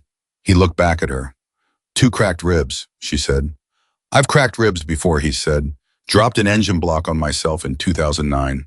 These are nothing. Mild concussion. Also nothing. Dad, Livy." She pressed her lips together. There were things she needed to say that she had been organizing for the last 3 hours. And now that she was in the room with him, and he was alive and cleaned up and sitting up, the organization broke down completely. Everything she had been holding in a controlled structure for 40 hours wanted to come out at once. And the only thing stopping it was the specific kind of stubbornness that she had, apparently inherited directly from the man sitting across from her. "When you put that note in the jacket," she said, her voice was steady, "when you planned all of it, the manual, the drive, the note, did you know when you were planning it, did you know how bad it was going to get before I found you?" Michael was quiet for a moment. He was looking at his bandaged wrists on the bedsheet in front of him. "I knew it was possible," he said carefully. "I knew the people behind North Star were not going to be understanding about a mechanic who had looked too closely at their vehicles. And I knew," he stopped, "I knew I had maybe a day or two between when they figured out I was documenting and when they moved on me. I didn't think they'd move as fast as they did. I thought I had more time." "You could have called someone," she said. "You could have called me." "And said what?" he asked. "Livy, I've discovered a criminal operation and I need you to hide. Come home immediately and lock the doors. Come home." "And what? You're 20 years old. You waitress at a diner in Dewey Humboldt. What was I supposed to do? Put you in the middle of it?" "You put me in the middle of it anyway," she said, "just after the fact." "After the fact is different," he said. "After the fact, the evidence was secured. The documentation was done. The note was written. The jacket was out of the bag. All you had to do was be proud enough to find the right people, and I—" He paused. Something moved through his expression. "I knew you would be. I have never once in your life doubted your courage." "You could have died," she said, "in that building. If they decided the information wasn't coming, then they'd have lost the only leverage they had," he said. "They knew I'd documented something. They knew I was the key to finding it. Killing me before they recovered it would have been irrational. And they weren't irrational. They were careful, organized people running a large operation. Irrational wasn't in their profile." "You were calculating the entire time," she said. "Yes," he said, simply, without apology, "because calculation was the only thing that was going to get me home." She was quiet for a moment. Then she said, "They hurt you." "Yes," he said in the same tone. "And you still didn't tell them?" "No," he said. "Why?" she asked. Not because she didn't know, but because she needed to hear him say it. Michael Hayes looked at his daughter. He had the specific exhaustion of a man who has spent 3 days in a chair, holding the weight of a decision against sustained pressure, and the specific clarity of a man who has been through that and knows now with absolute certainty that the decision was right.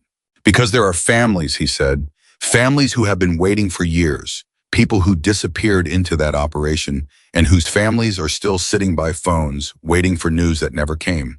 And the information on that drive was the only thing that could give those families answers." He paused. "I could not trade their answers for my comfort. I couldn't." He looked at her. "Can you understand that?" She looked at him for a long moment. "Yes," she said, "that's who you are. That's who you have always been." "Is that okay with you?" he asked. And the question was real, not rhetorical, not performative. He was genuinely asking.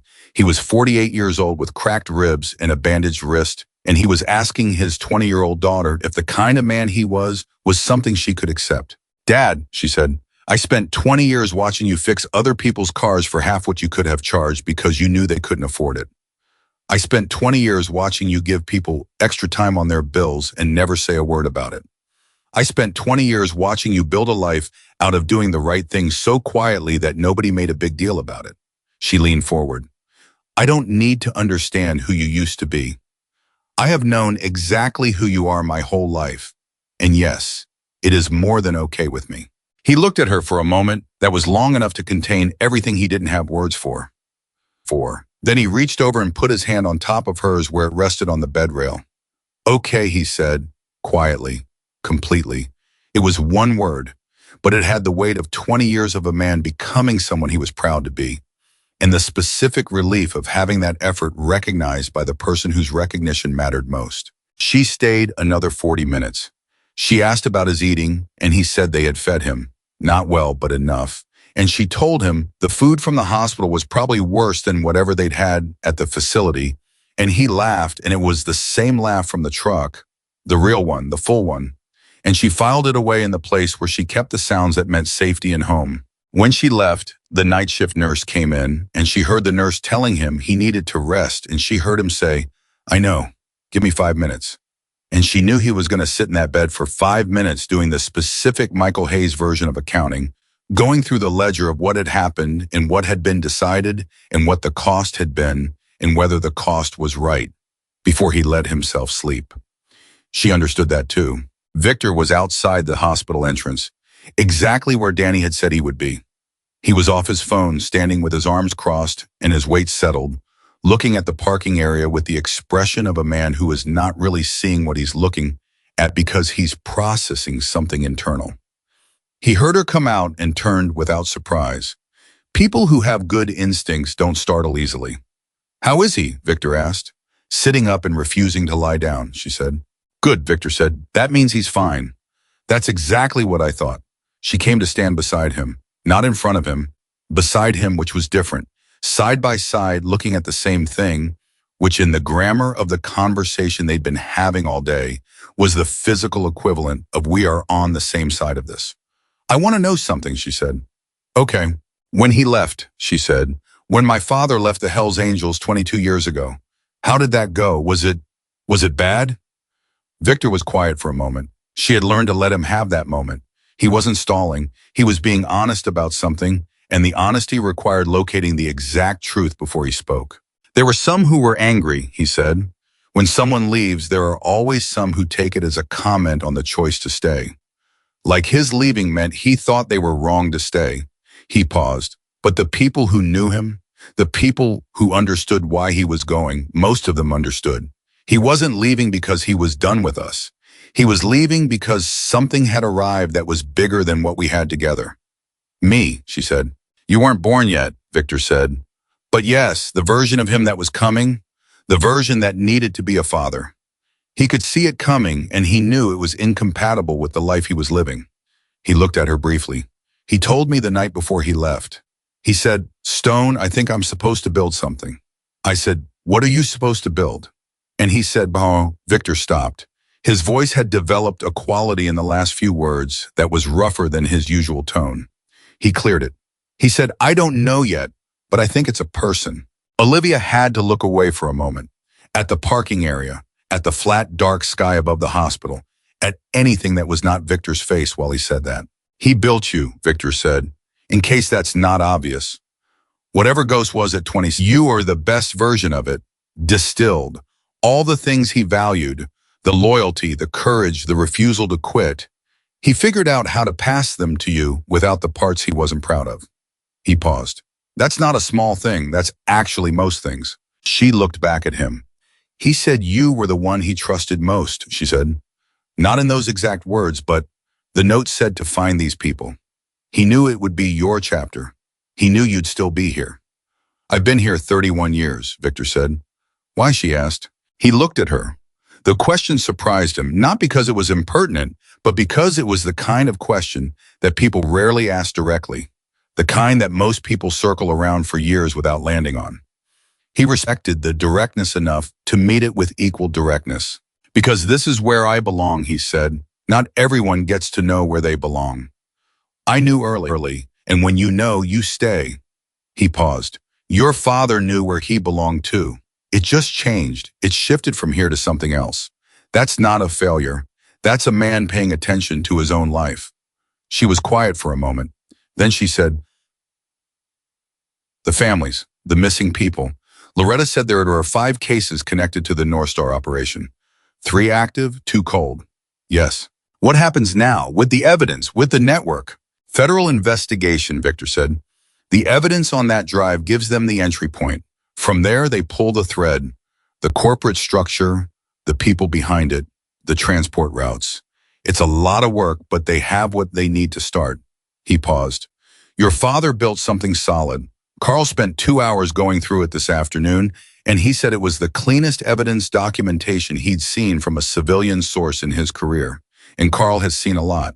"He had time," Olivia said, echoing what her father had said in the car. "He said he had time to do it right." "He used it well," Victor said.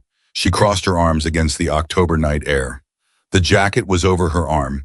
She had taken it off in the hospital, not wanting to bring it into her father's room for reasons she couldn't fully articulate. Something about not wanting the weight of what it represented in that specific space where he was healing. But she had not put it down. "I want to ask you something else," she said. "Go ahead." "The whole time," she said. "Today, This afternoon, the shop, the drive, the facility, all of it.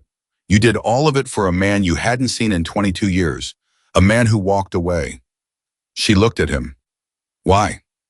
Victor looked at her for a moment with the expression of someone who finds the question both simple and profound and is deciding which one to address first. Because he was family, he said. That's the whole answer. It doesn't require more explanation than that. Family is not a condition that expires. It's not something you lose because someone doesn't call for 20 years or takes a different road. He paused. He was family when he left. He was family when Danny heard his name today on the side of Route 89 and got off his motorcycle. He'll be family when we're all old men sitting somewhere telling stories about a guy we used to know who turned out to be worth every story. He looked at her steadily. And his daughter is family. That's how it works. Something in Olivia's chest did a thing it had been trying not to do all day. She had held together through the highway and the shop and the facility and the hospital. She had held together through finding her father in that chair and through the drive back and through the waiting room and through the conversation by the bed. She had held it all together with the specific invisible scaffolding that people construct when they know that falling apart is not available as an option. But Victor Callahan, standing outside a Prescott hospital at 11 at night, saying his daughter is family in a tone that was completely matter-of-fact and completely meant. That was the thing the scaffolding was not built to withstand. She didn't fall apart. She was not the kind of person who fell apart, and she was not about to start.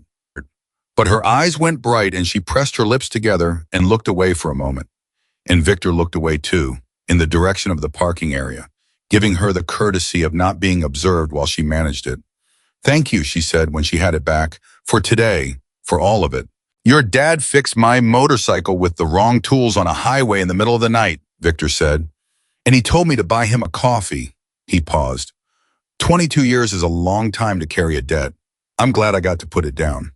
She almost said something, then Reeves came out of the hospital entrance, and the look on his face was the specific look of a man who has received information that changes the shape of the next several hours. What? Victor said. Loretta Reeves said two things. First, the fourth vehicle that came up on Torres' drone tonight. They got it. Federal team intercepted it on Route 89 about 20 miles north. Driver is in custody and they're processing what was in the vehicle. He paused. It's one of the missing persons cases. 3 days. She's alive. The silence that followed was different from any of the silences that had preceded it that day. It was the silence of something impossibly heavy being set down, of information landing that is so complete in its relief that the human nervous system doesn't know immediately how to process it. Olivia put her hand over her mouth. Victor closed his eyes for exactly 2 seconds. She's alive, he said. She's alive, Reeves confirmed. Dehydrated, frightened, but physically okay. They have her. He paused. Michael's documentation of the transport routes is what allowed them to intercept in time. If the drive hadn't identified the vehicle's serial numbers, if they hadn't known specifically what to look for on the road, the vehicle gets through tonight and she's gone. Victor opened his eyes. He looked at Olivia. She was looking back at him with her hands still over her mouth and tears that she was making no effort this time to manage, because some things are beyond the scope of management, and this was one of them. He saved someone, she said. Through her hand, her voice was broken in exactly the right way. He was sitting in that chair for 3 days and he saved someone. He saved someone, Victor said. She lowered her hand. She breathed. She pulled the jacket on over her shoulders with a deliberate motion and settled the weight of it and stood up straighter. I need to tell him, she said. Livy, Danny's voice from behind her. She hadn't heard him come out. It's almost midnight. He needs to sleep. I know, she said. I'll be 2 minutes. She looked at Victor. 2 minutes. Go, he said. She went back inside. Michael was lying down when she came in. The nurse had apparently won, but his eyes were open, which meant he hadn't been asleep yet, which meant she hadn't woken him. Hey, she said from the doorway. Hey, he said. They intercepted one of the North Star vehicles tonight, she said, on Route 89, one of the missing persons cases. She's alive, Dad. They got to her in time because of the transport routes you documented. She watched her father's face. She watched what happened to it when that information landed. She had seen her father's face do many things in her life. She had seen him proud. She had seen him tired. She had seen him frustrated by an engine that wouldn't cooperate and delighted by one that finally did. She had seen him look at her on her worst days with a love so steady it felt structural, like a wall that would hold no matter what you leaned against it. She had never seen his face do what it did when she told him someone was alive because of what he had held on to. It was not triumph. It was not satisfaction in any simple sense. It was something quieter and more total than either of those things. It was the expression of a man who chose to do the hardest possible thing for the right possible reason and has just been told, in the most concrete terms available, that it worked. He closed his eyes. His hand, resting on the blanket, opened and then closed slowly. "Good," he said, so quietly she almost couldn't hear it. "Good." She crossed the room and took his hand. She held it until she felt the specific change in his breathing that meant he was moving towards sleep. It took about 4 minutes. She stayed another 5 after that to make sure. Then she gently set his hand back on the blanket and left. In the hallway, she stopped and stood with her back against the wall and let herself have 30 seconds, just 30 seconds, eyes closed, the feeling of the jacket on her shoulders and the weight of the day behind her, and the specific enormous relief of knowing that the person you love is in a room sleeping safely, and that the thing they chose to do at tremendous personal cost actually did what they chose to do it to accomplish. 30 seconds. Then she opened her eyes and walked back to the elevator and went downstairs to where Victor and Danny and Reeves were waiting. "Okay," she said. "Okay," Danny said. "He knows," she said. "He's sleeping." She looked at Victor. "Now what?" Victor looked at her. He had been looking at her off and on all day, the way you look at something when you're repeatedly surprised by it, when your expectations keep being revised upward and you need to take inventory each time of exactly what you're dealing with. He had done it on the highway when she stopped the formation. He had done it in the shop when she went straight to the manual. He had done it at the facility when she crossed the space to her father in 4 steps. He was doing it now. "Now," he said, "we go get coffee, and I'm buying." She blinked. "You're buying?" "Ghost's daughter stopped 18 motorcycles on a highway this morning with nothing but an old jacket and guts," he said.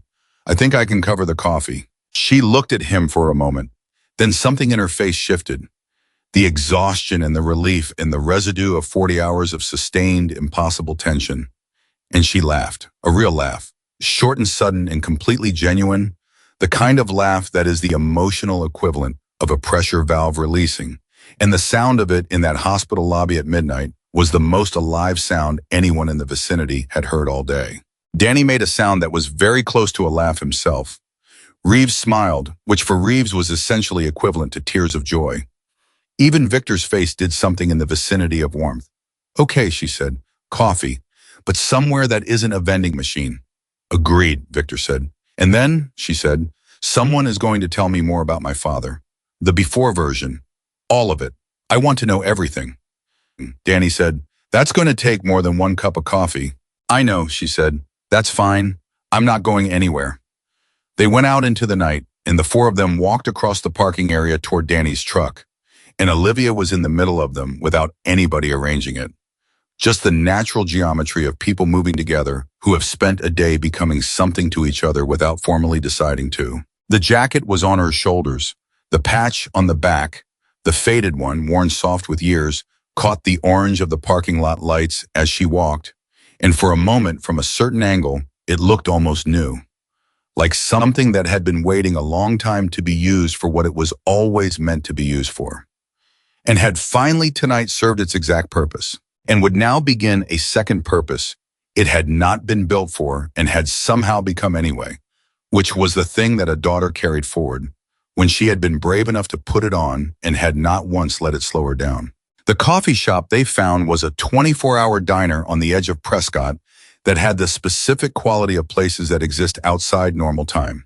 The kind of place where the night shift waitress has seen everything and judges nothing and refills your cup without being asked because she can read the particular weight that certain groups of people carry when they come through the door at midnight looking like they have just come from somewhere difficult. She refilled Victor's cup 3 times in the first hour.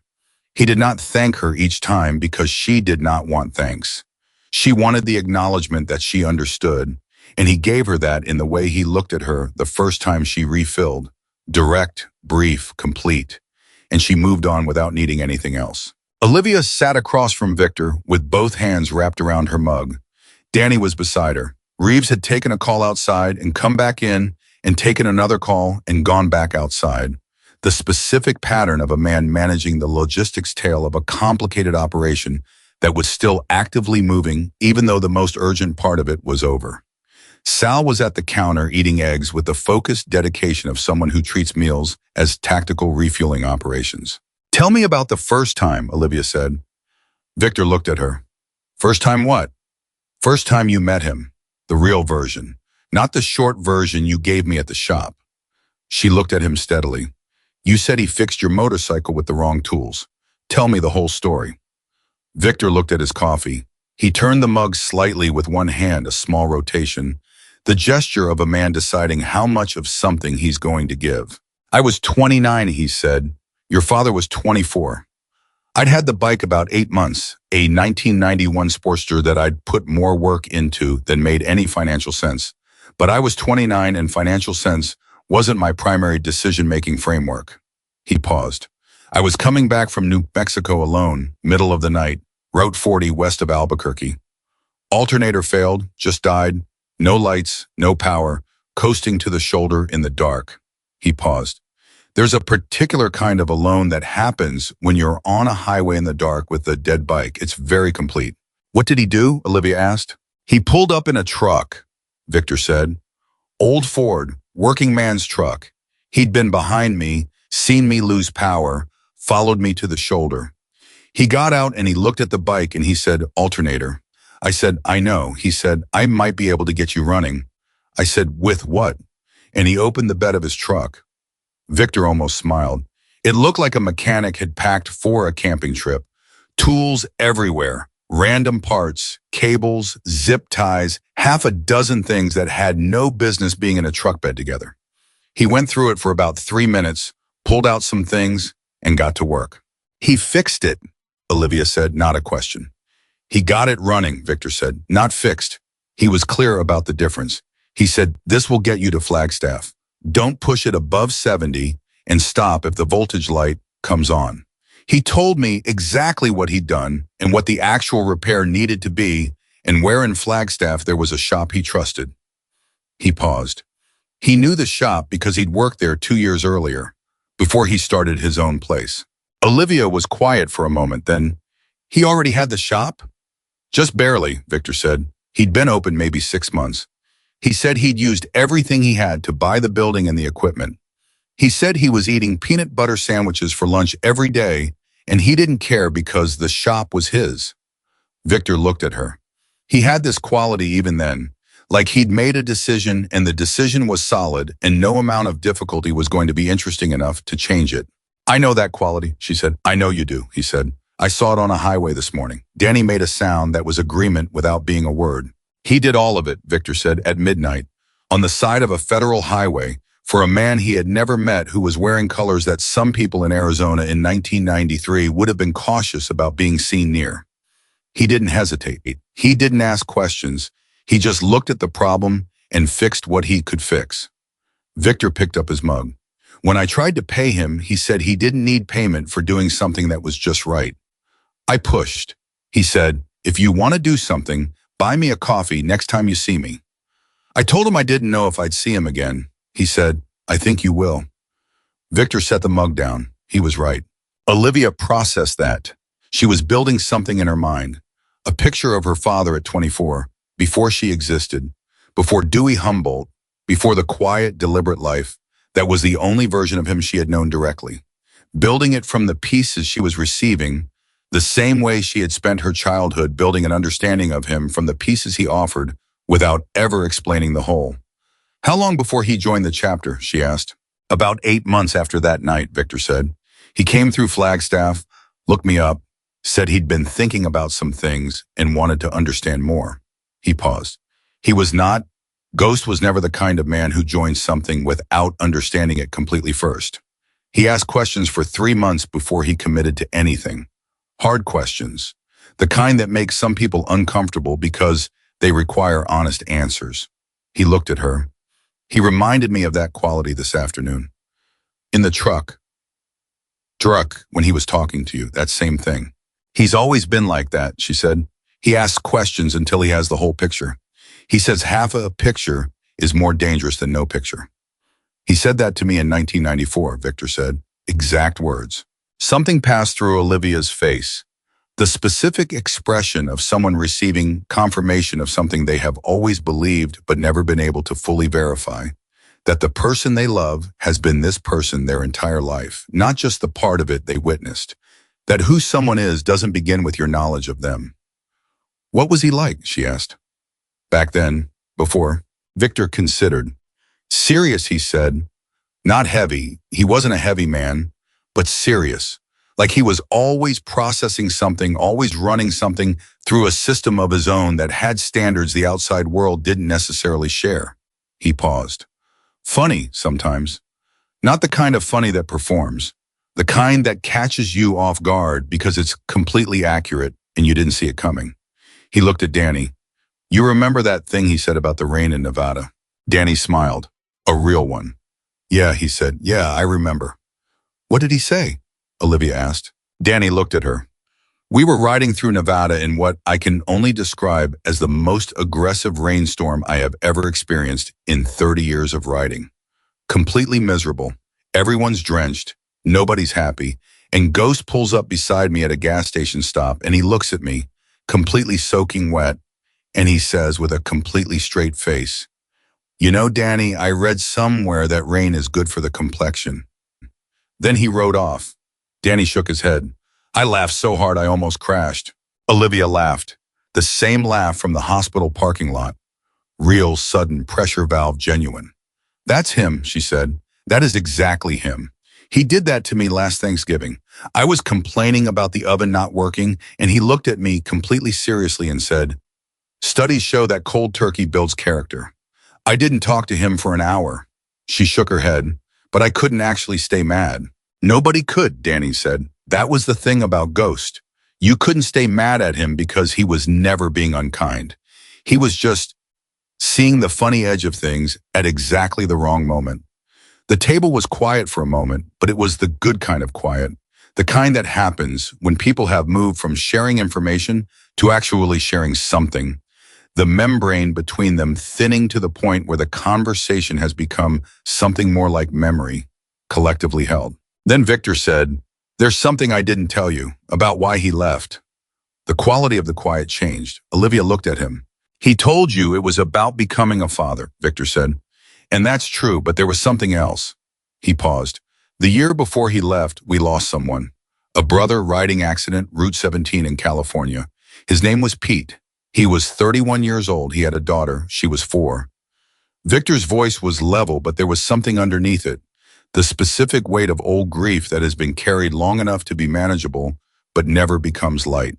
Ghost was with Pete when it happened. He was the one who... He stopped. He was the one who made the calls. He was the one who went to Pete's house. He looked at his coffee. He told me after the funeral that he had sat with Pete's daughter while the family gathered downstairs. And she had asked him where her daddy was, and he had tried to answer that question for a 4-year-old. And he said afterward that he couldn't find a version of the answer that was true and bearable at the same time. He paused. He said he sat there with that little girl and he thought, I don't ever want someone to have to sit with my child and find that answer. The diner was quiet around them. The waitress was at the far end of the counter. Sal stopped eating. He never told me that, Olivia said. Her voice was very quiet. He wouldn't, Victor said. Not because it was a secret, because he wasn't the kind of man who explained his decisions in terms of his own wounds. He made the decision, he honored the decision, and the reason behind it was his. He looked at her. But you should know. You should know that you weren't just something that happened to him. You were a choice he made after the hardest possible kind of education in what the cost of the wrong choice looks like. Olivia had both hands flat on the table in front of her. She was looking at them. When she looked up, her eyes were clear, but the clarity had the specific quality of something that has been through a great deal of pressure and has come out the other side harder and more precise. He chose me, she said, before I existed. He chose me over everything else. Yes, Victor said. That's exactly what happened. She sat with that for a moment. Then she picked up her coffee cup and held it in both hands and looked at Victor and said, "Thank you for telling me." "You deserve to know the whole picture," he said. "Half a picture is more dangerous than no picture." She recognized the words. She looked at him. He looked back at her steadily, and the fact that he had used her father's phrase deliberately, without announcing that he was doing it, was its own kind of gift. The kind that trusts the recipient to receive it without it being wrapped and labeled and explained. She received it. "Okay," she said. She set the cup down. "What happens now with the investigation, with North Star, with all of it?" "Loretta's team has the primary evidence," Victor said. "Carl's documentation goes into the federal chain of custody officially tomorrow morning, along with the statement Michael will give once he's discharged. The facility is fully secured. The corporate structure is being dismantled from the registered agent in Scottsdale outward." He paused. "It's going to take time. Months, probably. Maybe longer. These things don't resolve quickly, but the foundation is solid. Michael built it solid." "The missing persons cases," she said. "Loretta said the 3 active cases now have actionable leads from the transport documentation. The woman they intercepted tonight is the first confirmation. The other 2," he paused carefully. "They're working it. The 2 cold cases are more complicated. The documentation gives investigators new angles they didn't have before. Whether those angles lead somewhere," he let it rest there. "Not with false hope and not with false despair, just with honesty." "He knows that too," she said, "that it might not close all of them." "He's always been realistic," Victor said. "But he knows he gave them more than they had." She nodded slowly. Then Danny's phone buzzed on the table and he looked at it, and his expression shifted in a way that made Victor look up immediately. "What?" Victor said. Danny turned the phone so Victor could see the screen. Victor read it.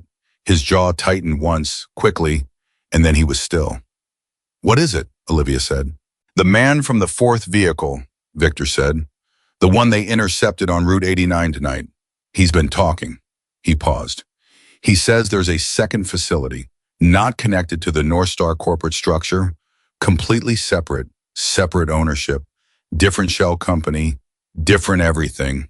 He says the Prescott facility was the secondary operation. The primary operation is somewhere else." The diner seemed to contract slightly around the table. "How does that change things?" Olivia asked.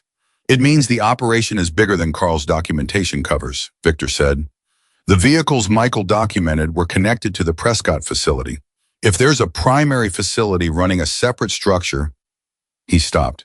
"It means the evidence Michael built is essential but not complete. There's more of the network that doesn't touch anything he documented, which means the people running the primary operation don't know yet that their secondary is blown," Danny said. "Which means there's a window," Victor said. "A short one." "Loretta," Olivia said. "She already knows," Danny said. "That text is from Torres. Loretta's people got the same information from the suspect 20 minutes ago." He looked at Victor. "She's asking if we have anything from Michael's documentation that connects to a secondary location. Anything he might have seen or noted that didn't have an obvious connection at the time." Victor looked at Olivia. "Is there anything your father mentioned? Anything from the North Star visits to the shop that seemed like an anomaly? Something that didn't fit the vehicles, the routes, the company paperwork?" Olivia thought. She was running back through 3 days of her father's disappearance and the weeks before it that she had described on the highway. The changed behavior, the locked shop, the mirror checking. She was going through every conversation she could remember from the last 2 months. Every offhand comment, every morning at the kitchen table, every moment in the shop when he had talked and she had half listened because she hadn't known yet that she needed to fully listen. And then she stopped. She looked at Victor.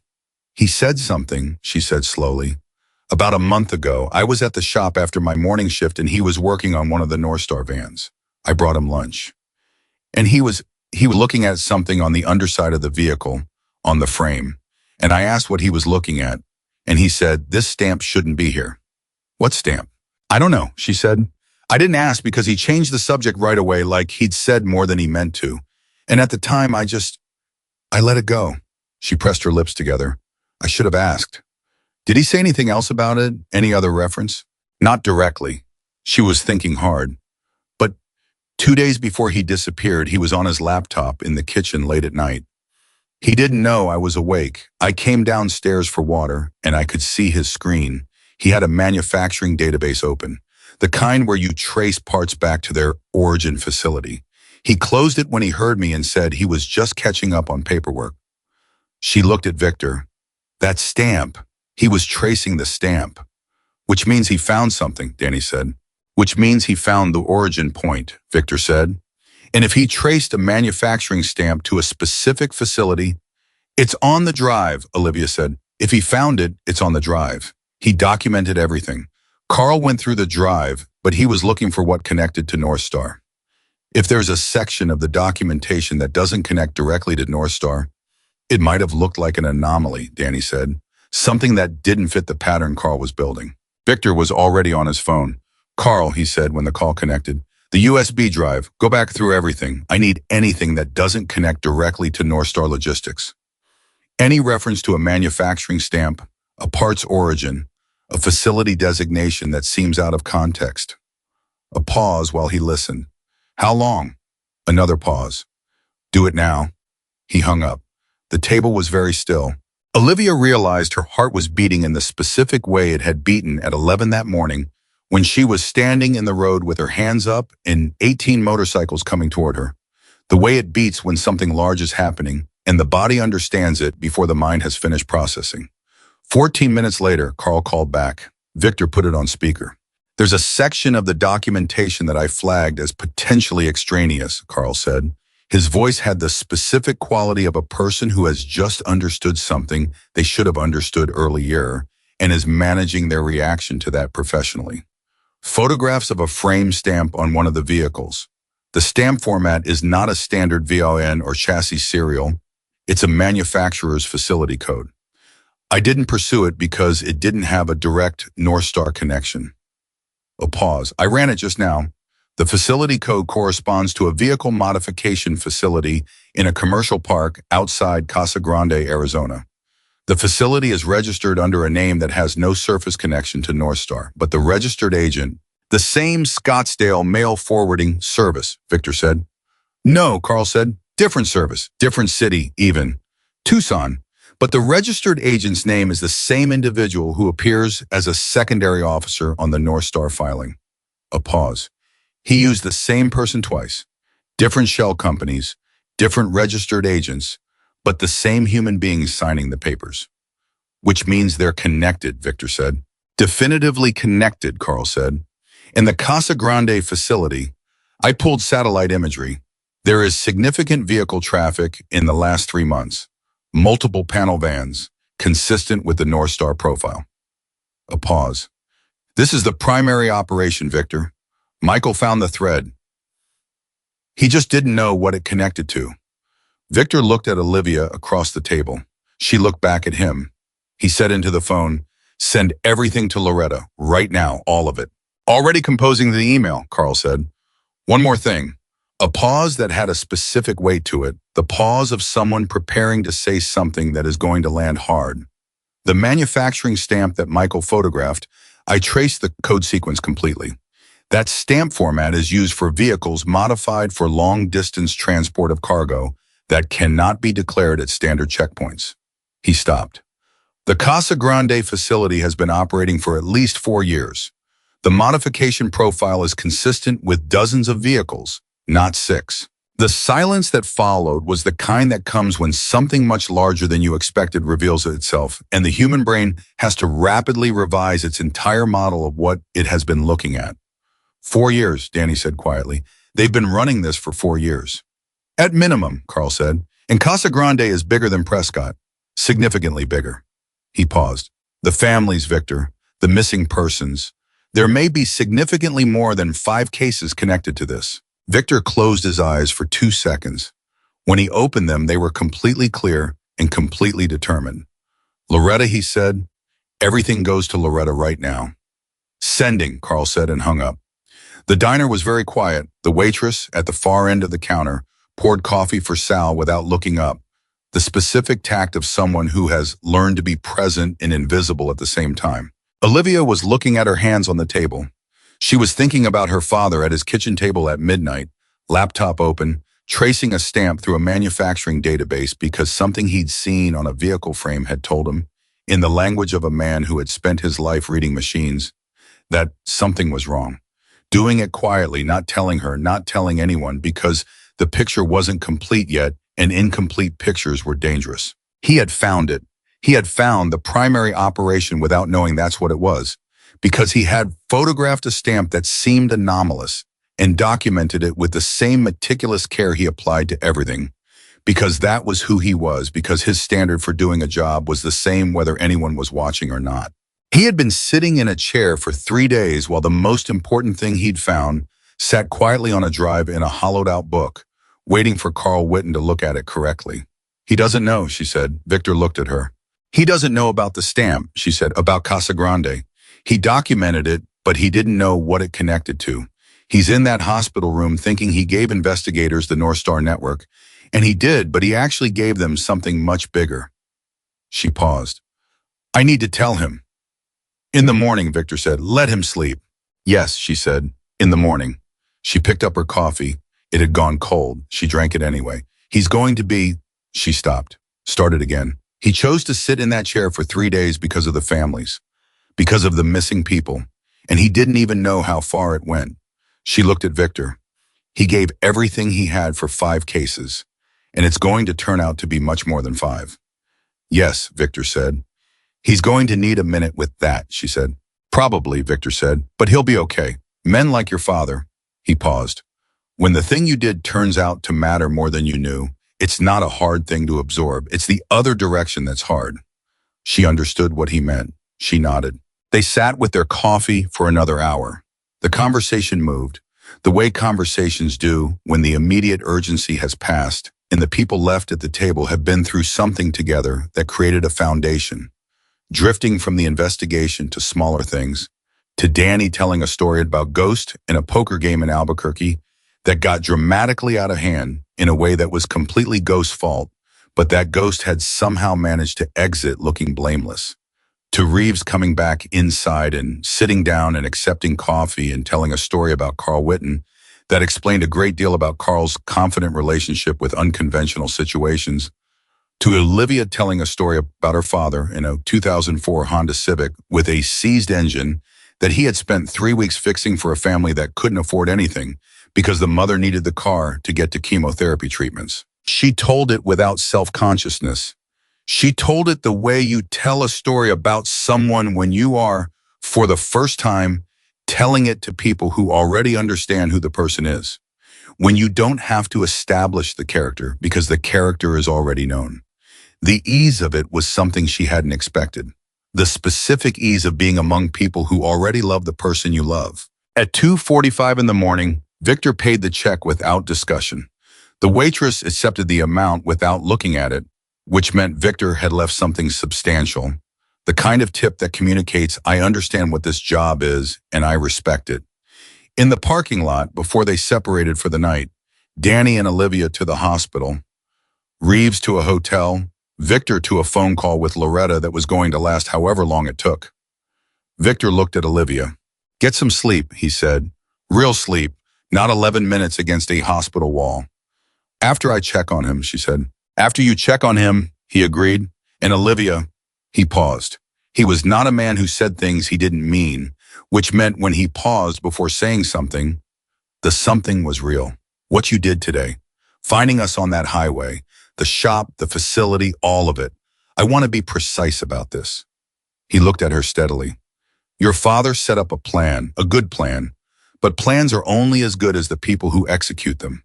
He planned for a daughter brave enough to put on that jacket and stand in the road and ask for help. He planned for someone who wouldn't fall apart when it got hard. He paused. He planned for you specifically, not for a hypothetical brave daughter, for the exact person you are, and you were exactly that person all day without a single failure. She stood with that for a moment. The October night was cold and still, and the parking lot of the diner was washed in the flat orange of commercial lighting. And none of that was the point.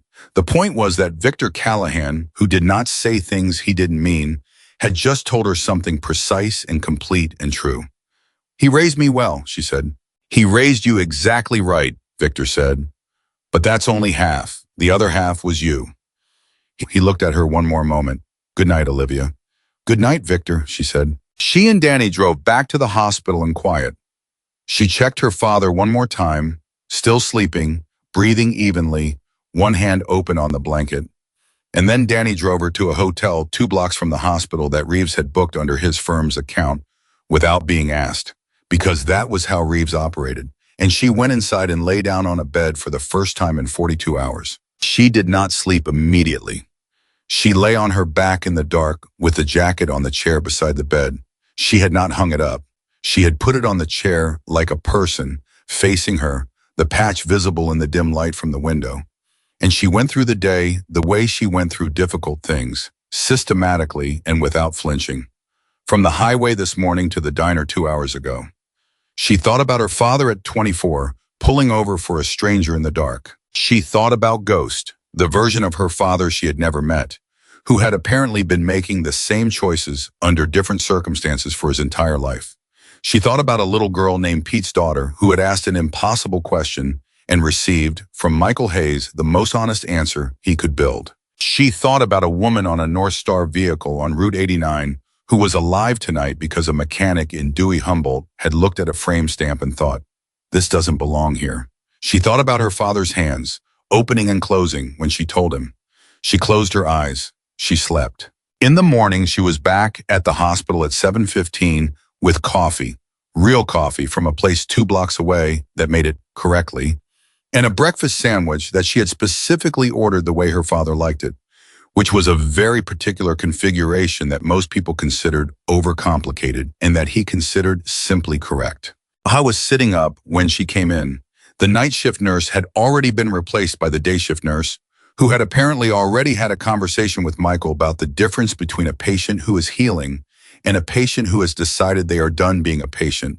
And the conversation had reached its current detente, which was Michael sitting up and the nurse not actively arguing. He looked better.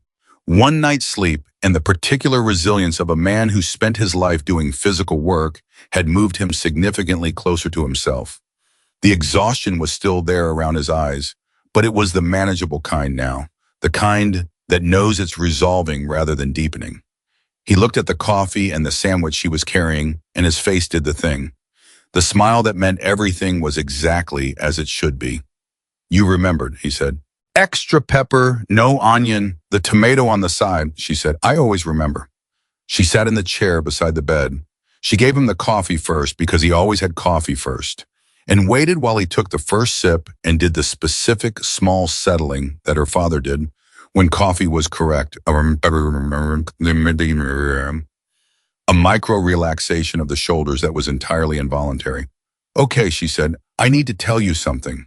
He looked at her, his eyes sharpened immediately, the alertness of a man whose threat assessment instincts don't take days off. What happened? Nothing bad, she said. Something big, but not bad. She paused, finding the right place to start. The stamp, the manufacturing stamp you photographed on one of the North Star vehicles, the one you were tracing on your laptop 2 days before you disappeared. He went very still. Carl found it on this drive last night, she said, and he traced it. She told him everything. Casa Grande, the secondary officer on the North Star filing, the 4-year timeline, the volume of vehicles, the scope of what the manufacturing stamp connected to. She told it in order, without editorializing, with the specific precision she had learned from him, without knowing she was learning it. When she finished, Michael Hayes was quiet for a long time. I was looking at the window, not at anything outside it, just at the fixed point of it, the way a person looks when they need something that isn't moving, while everything inside them is. 4 years, he said, at minimum, she said. And I had it, he said. I had the thread, I just didn't. He stopped. I didn't know what I was holding. You documented it anyway, she said, because something was off, because it didn't belong. She looked at him. You documented it because that's what you do. You look at something until you understand exactly what it is. And if you can't understand it yet, you preserve it until someone else can. He looked at her. That's what Carl said, she said quietly. He said you built a chain of custody that a federal prosecutor would cry over. He said you documented that stamp with the same precision as everything else on the drive. He said without that photograph, the Casa Grande connection stays hidden, possibly for years. Michael was quiet. She could see him processing. Not the information. He had absorbed the information in the first 60 seconds, processing the weight of it. The specific heaviness of understanding that the thing you did in a room alone, under pressure, for reasons you believed in, turned out to matter in dimensions you didn't have the full picture of. His eyes got bright. He looked away from her. His jaw worked once. She reached over and put her hand on his arm. She didn't say anything. She just held her hand there, the same thing he had done for her whole life, when words weren't the right tool. He put his hand over hers. They sat like that for a full minute without talking. Then he cleared his throat. He looked back at her. His eyes were clear again. The bright had resolved into something settled and permanent. The specific look of a man who now knows exactly how much the decision he made was worth and is storing in that knowledge somewhere deep and load-bearing. Loretta, he said, is she? She's moving on Casa Grande today, Olivia said. She called Victor at 6 this morning. She said the suspect from last night's intercept confirmed enough of the Casa Grande connection to support a warrant. Combined with Carl's documentation from the drive, they have what they need. She paused. She said to tell you, she stopped, pressed her lips together once. She said to tell you that in 20 years of this work, she has never received civilian-generated evidence of this quality. She said she wished half the trained investigators she worked with had your instincts for documentation. Michael looked at the wall for a moment. Then he laughed. The half-laugh, half-something-else sound, the one she had first heard in the truck coming back from the facility. But different this time, lighter, the sound of a man who has set something down so completely that even the memory of the weight is becoming available material for something close to joy. Tell her I was just fixing cars, he said. She'll know what that means, Olivia said. Good. She watched him eat the breakfast sandwich with the methodical appreciation of someone who has spent 3 days not eating well, and she drank her coffee, and the hospital room was quiet around them in the good way. Victor arrived at 9. He came alone. Danny was somewhere handling the logistics of getting 18 motorcycles and their riders reorganized for the ride home, now delayed by 2 days from the original plan and delayed without a single complaint from any of the 18. He came in and looked at Michael, and Michael looked at him, and the 22 years that had been between them contracted to something that no longer had the specific weight of absence that had been renegotiated in the last 24 hours into something else. Not the same as it was before, but not nothing. Something new built on the same foundation. You look better, Victor said. You still look old, Michael said. Distinguished, Victor said, sitting down. We've been over this. You went gray in 1998, Michael said. I have a very specific memory of it. Nobody asked for your memory, Victor said. Olivia looked between them. She looked at two men in their 50s who had not seen each other in 22 years and were talking to each other exactly the way they must have talked in 93 and 94 and 95, in the years when this was just the normal grammar of their relationship. And she understood that some things do not actually change. They go dormant. They wait. And when the right conditions return, they pick up at the exact pitch they left. I want to ask you something, Michael said to Victor. The tone shifted. Still him, still the same, but the lighter layer peeled back a little to something more direct. Today, when Olivia came to you on the highway. Yeah, I've been thinking about it all night, Michael said. I planned it. I planned for her to find the chapter. I planned for her to show the jacket and say the name. But planning something and having it work are very different problems, and I had no way to know. He stopped. I was sitting in that building for 3 days running probability, and the thing I couldn't calculate was you. Whether you'd still be the person I knew. Whether 22 years in me leaving had... He looked at Victor steadily. I needed to know it still worked the way I built it. Victor looked at him for a moment.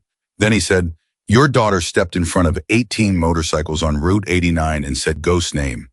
And you're asking me if it still worked. Michael was quiet. It worked, Victor said. It's always going to work. That's not a conditional. He paused. You knew that. You put her in that jacket and wrote that note because you knew. I knew you, Michael said. I wasn't sure about the rest. The rest has been riding together for 31 years, Victor said. When Danny heard the name, he was off his motorcycle before I finished turning around. He paused. Ghost doesn't leave. Not really.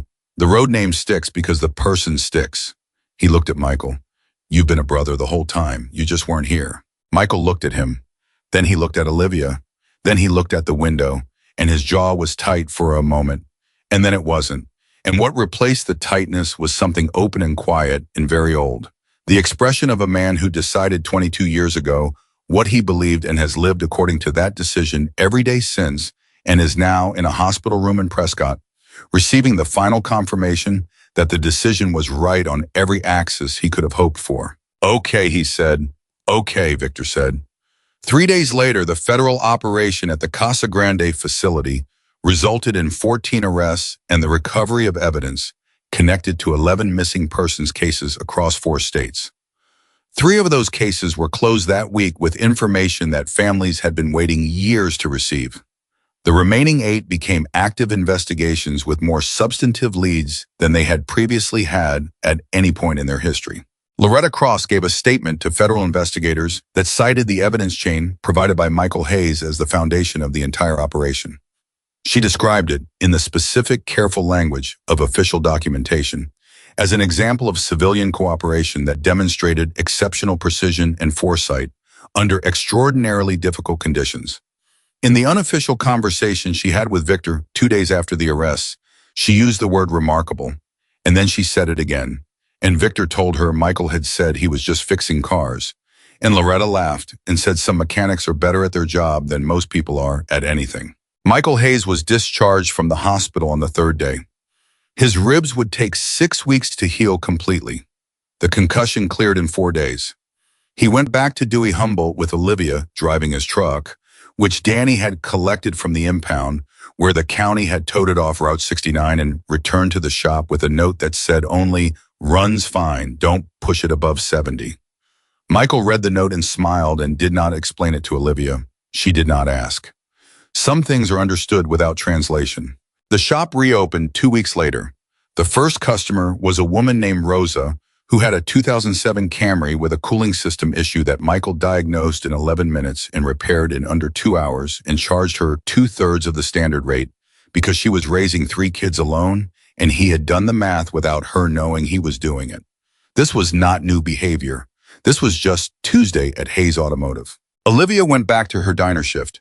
She also enrolled that semester in a paralegal program at the community college in Prescott, something she had been thinking about for 2 years and had not acted on, for reasons that she understood now were mostly about not believing. The specific thing she did was worth training for formally. She believed it now. Evidence documentation, chain of custody, the careful, precise work of making truth sustainable in the systems that need it to be sustainable. She had seen it done by her father under conditions that stripped everything non-essential away and left only the commitment to getting it right. She knew what she wanted to do. Victor and the chapter rode through Dewey Humboldt 6 weeks after the hospital. They did not announce they were coming. They just came, the way people come when they belong somewhere, without needing an invitation to confirm it. They ate at the diner, Olivia's diner, and Michael closed the shop for the afternoon and came and sat with them in the big corner booth that the diner's owner, a practical woman named June, who had known Michael for 11 years, extended to its absolute maximum capacity without being asked. It was not a ceremony. There were no formal statements. Danny told the Nevada rain story again because it was better the second time than the first, and Michael looked at Olivia while Danny told it, checking to see if she found it as funny as the first time, and she did. And the fact that she did was the specific small confirmation that needed no language. Victor, at the end of the afternoon, standing outside the diner while the others got their bikes ready, said to Michael, "We're in Albuquerque the first weekend of December, Memorial Ride." Michael looked at him. "Yeah?" "If you want," Victor said. He was not pressing. He was opening a door and then standing back from it, the way you open a door for someone who has the full right to walk through it or not. Michael was quiet for a moment. He looked at the shop across the street. He looked at Olivia, who was inside still talking to Danny, her head thrown back at something he'd said, laughing in that way she had. He looked at Victor. "Let me check the schedule," he said, which was not yes, but it was not no. It was the language of a man who has a life he has built carefully and is deciding how to make room in it for something that used to fit differently and might fit again in a new configuration. It was the language of someone who is not closing a door, who is measuring the frame. Victor nodded. Fair enough, he said. The engines started one by one. The riders pulled out of the diner parking lot in the formation they had held for decades. The same formation that had been moving north on Route 89 6 weeks ago, when a 20-year-old woman stepped into the road with her hands up and changed the direction of everything. Olivia stood outside and watched them go. Michael came to stand beside her. They stood together on the sidewalk in front of the diner in Dewey Humboldt, the October air cooling toward winter. The sound of 18 engines fading down the road in the particular way that sound fades in open country, not cutting off suddenly but pulling away. The distance doing the work. The sound thinning until you can't tell anymore where the engines end and the ordinary sound of the world resumes. Michael put his arm around his daughter's shoulders. She leaned into him. Just slightly. Just the small lean of someone who knows the shoulder they are leaning on, who has been leaning on it their whole life and expects it to be there, and it always is. Dad, she said. Yes, sweetheart. The jacket. She paused. I want to give it back to you. He was quiet for a moment. He looked down the road where the sound was still just barely audible. He looked at her. No, he said. Dad, you keep it, he said. That jacket. He stopped. He thought about how to say what he meant accurately, which was the only way he knew how to say things. I always thought I was keeping it as a backup plan, an emergency resource, something to use if everything else failed. He paused. But I understand now that I was wrong about what it was. He looked at her. It was never mine to keep. I was holding it for you. I just didn't know that yet. She looked up at him. You put it on, he said, and you stood in the road. And you stopped 18 motorcycles with nothing but who you are. That's not the jacket, Livy. That's you, but the jacket is how you knew you could. He paused. So you keep it because that's what it was always for. She looked at her father's face, the face she had known her whole life, made of all the same materials it had always been made of. The stubbornness and the precision and the specific quiet kindness that he never announced and never needed to. The face of a man who fixed things and kept promises and chose once above everything else to build a person. The face that had been gray and drawn in a hospital chair 6 weeks ago and was now in the October light on a sidewalk in Dewey Humboldt. Just her father's face again. Complete and present and unhurt, the way she needed it to be. She reached up and put her hand briefly against his jaw, the way he had done for her 1,000 times. He covered her hand with his. 2 seconds. The weight of everything they did not need to say because they had already said it, or because some things are communicated more completely through the pressure of a hand than through any arrangement of words a language provides. Then she lowered her hand. He kept his arm around her shoulders. They stood together in the fading sound of 18 engines moving away down the road toward wherever the road went next. The jacket was on her shoulders. The patch on the back, faded, worn soft, stitched with the specific permanence of things that were built to last, caught the afternoon light in the way it had caught the light of the parking lot, in the headlamps, in the morning on Route 89. Every time she had worn it in the last 6 weeks, it was too big. It would always be too big. It had been built for a man with more years on him and a different history and a life she was only now beginning to fully understand. But it fit her. It fit her because she had grown into it the way people grow into things that were made for someone else, by being, in the critical moment, exactly the person the thing was waiting for. By standing in a road with her hands up and her heart going and her father's voice in her head saying, trust them, by doing it. By not stopping. Michael Hayes, ghost, mechanic, father, the man who fixed things with the wrong tools and refused payment and built a daughter out of every best thing he had. Looked down the road one more time. Then he looked at his daughter and he thought, I got it right. He thought against everything across 22 years, in 1,000 small decisions, in one very large one made in grief in front of a 4-year-old girl who asked an impossible question. I got it right.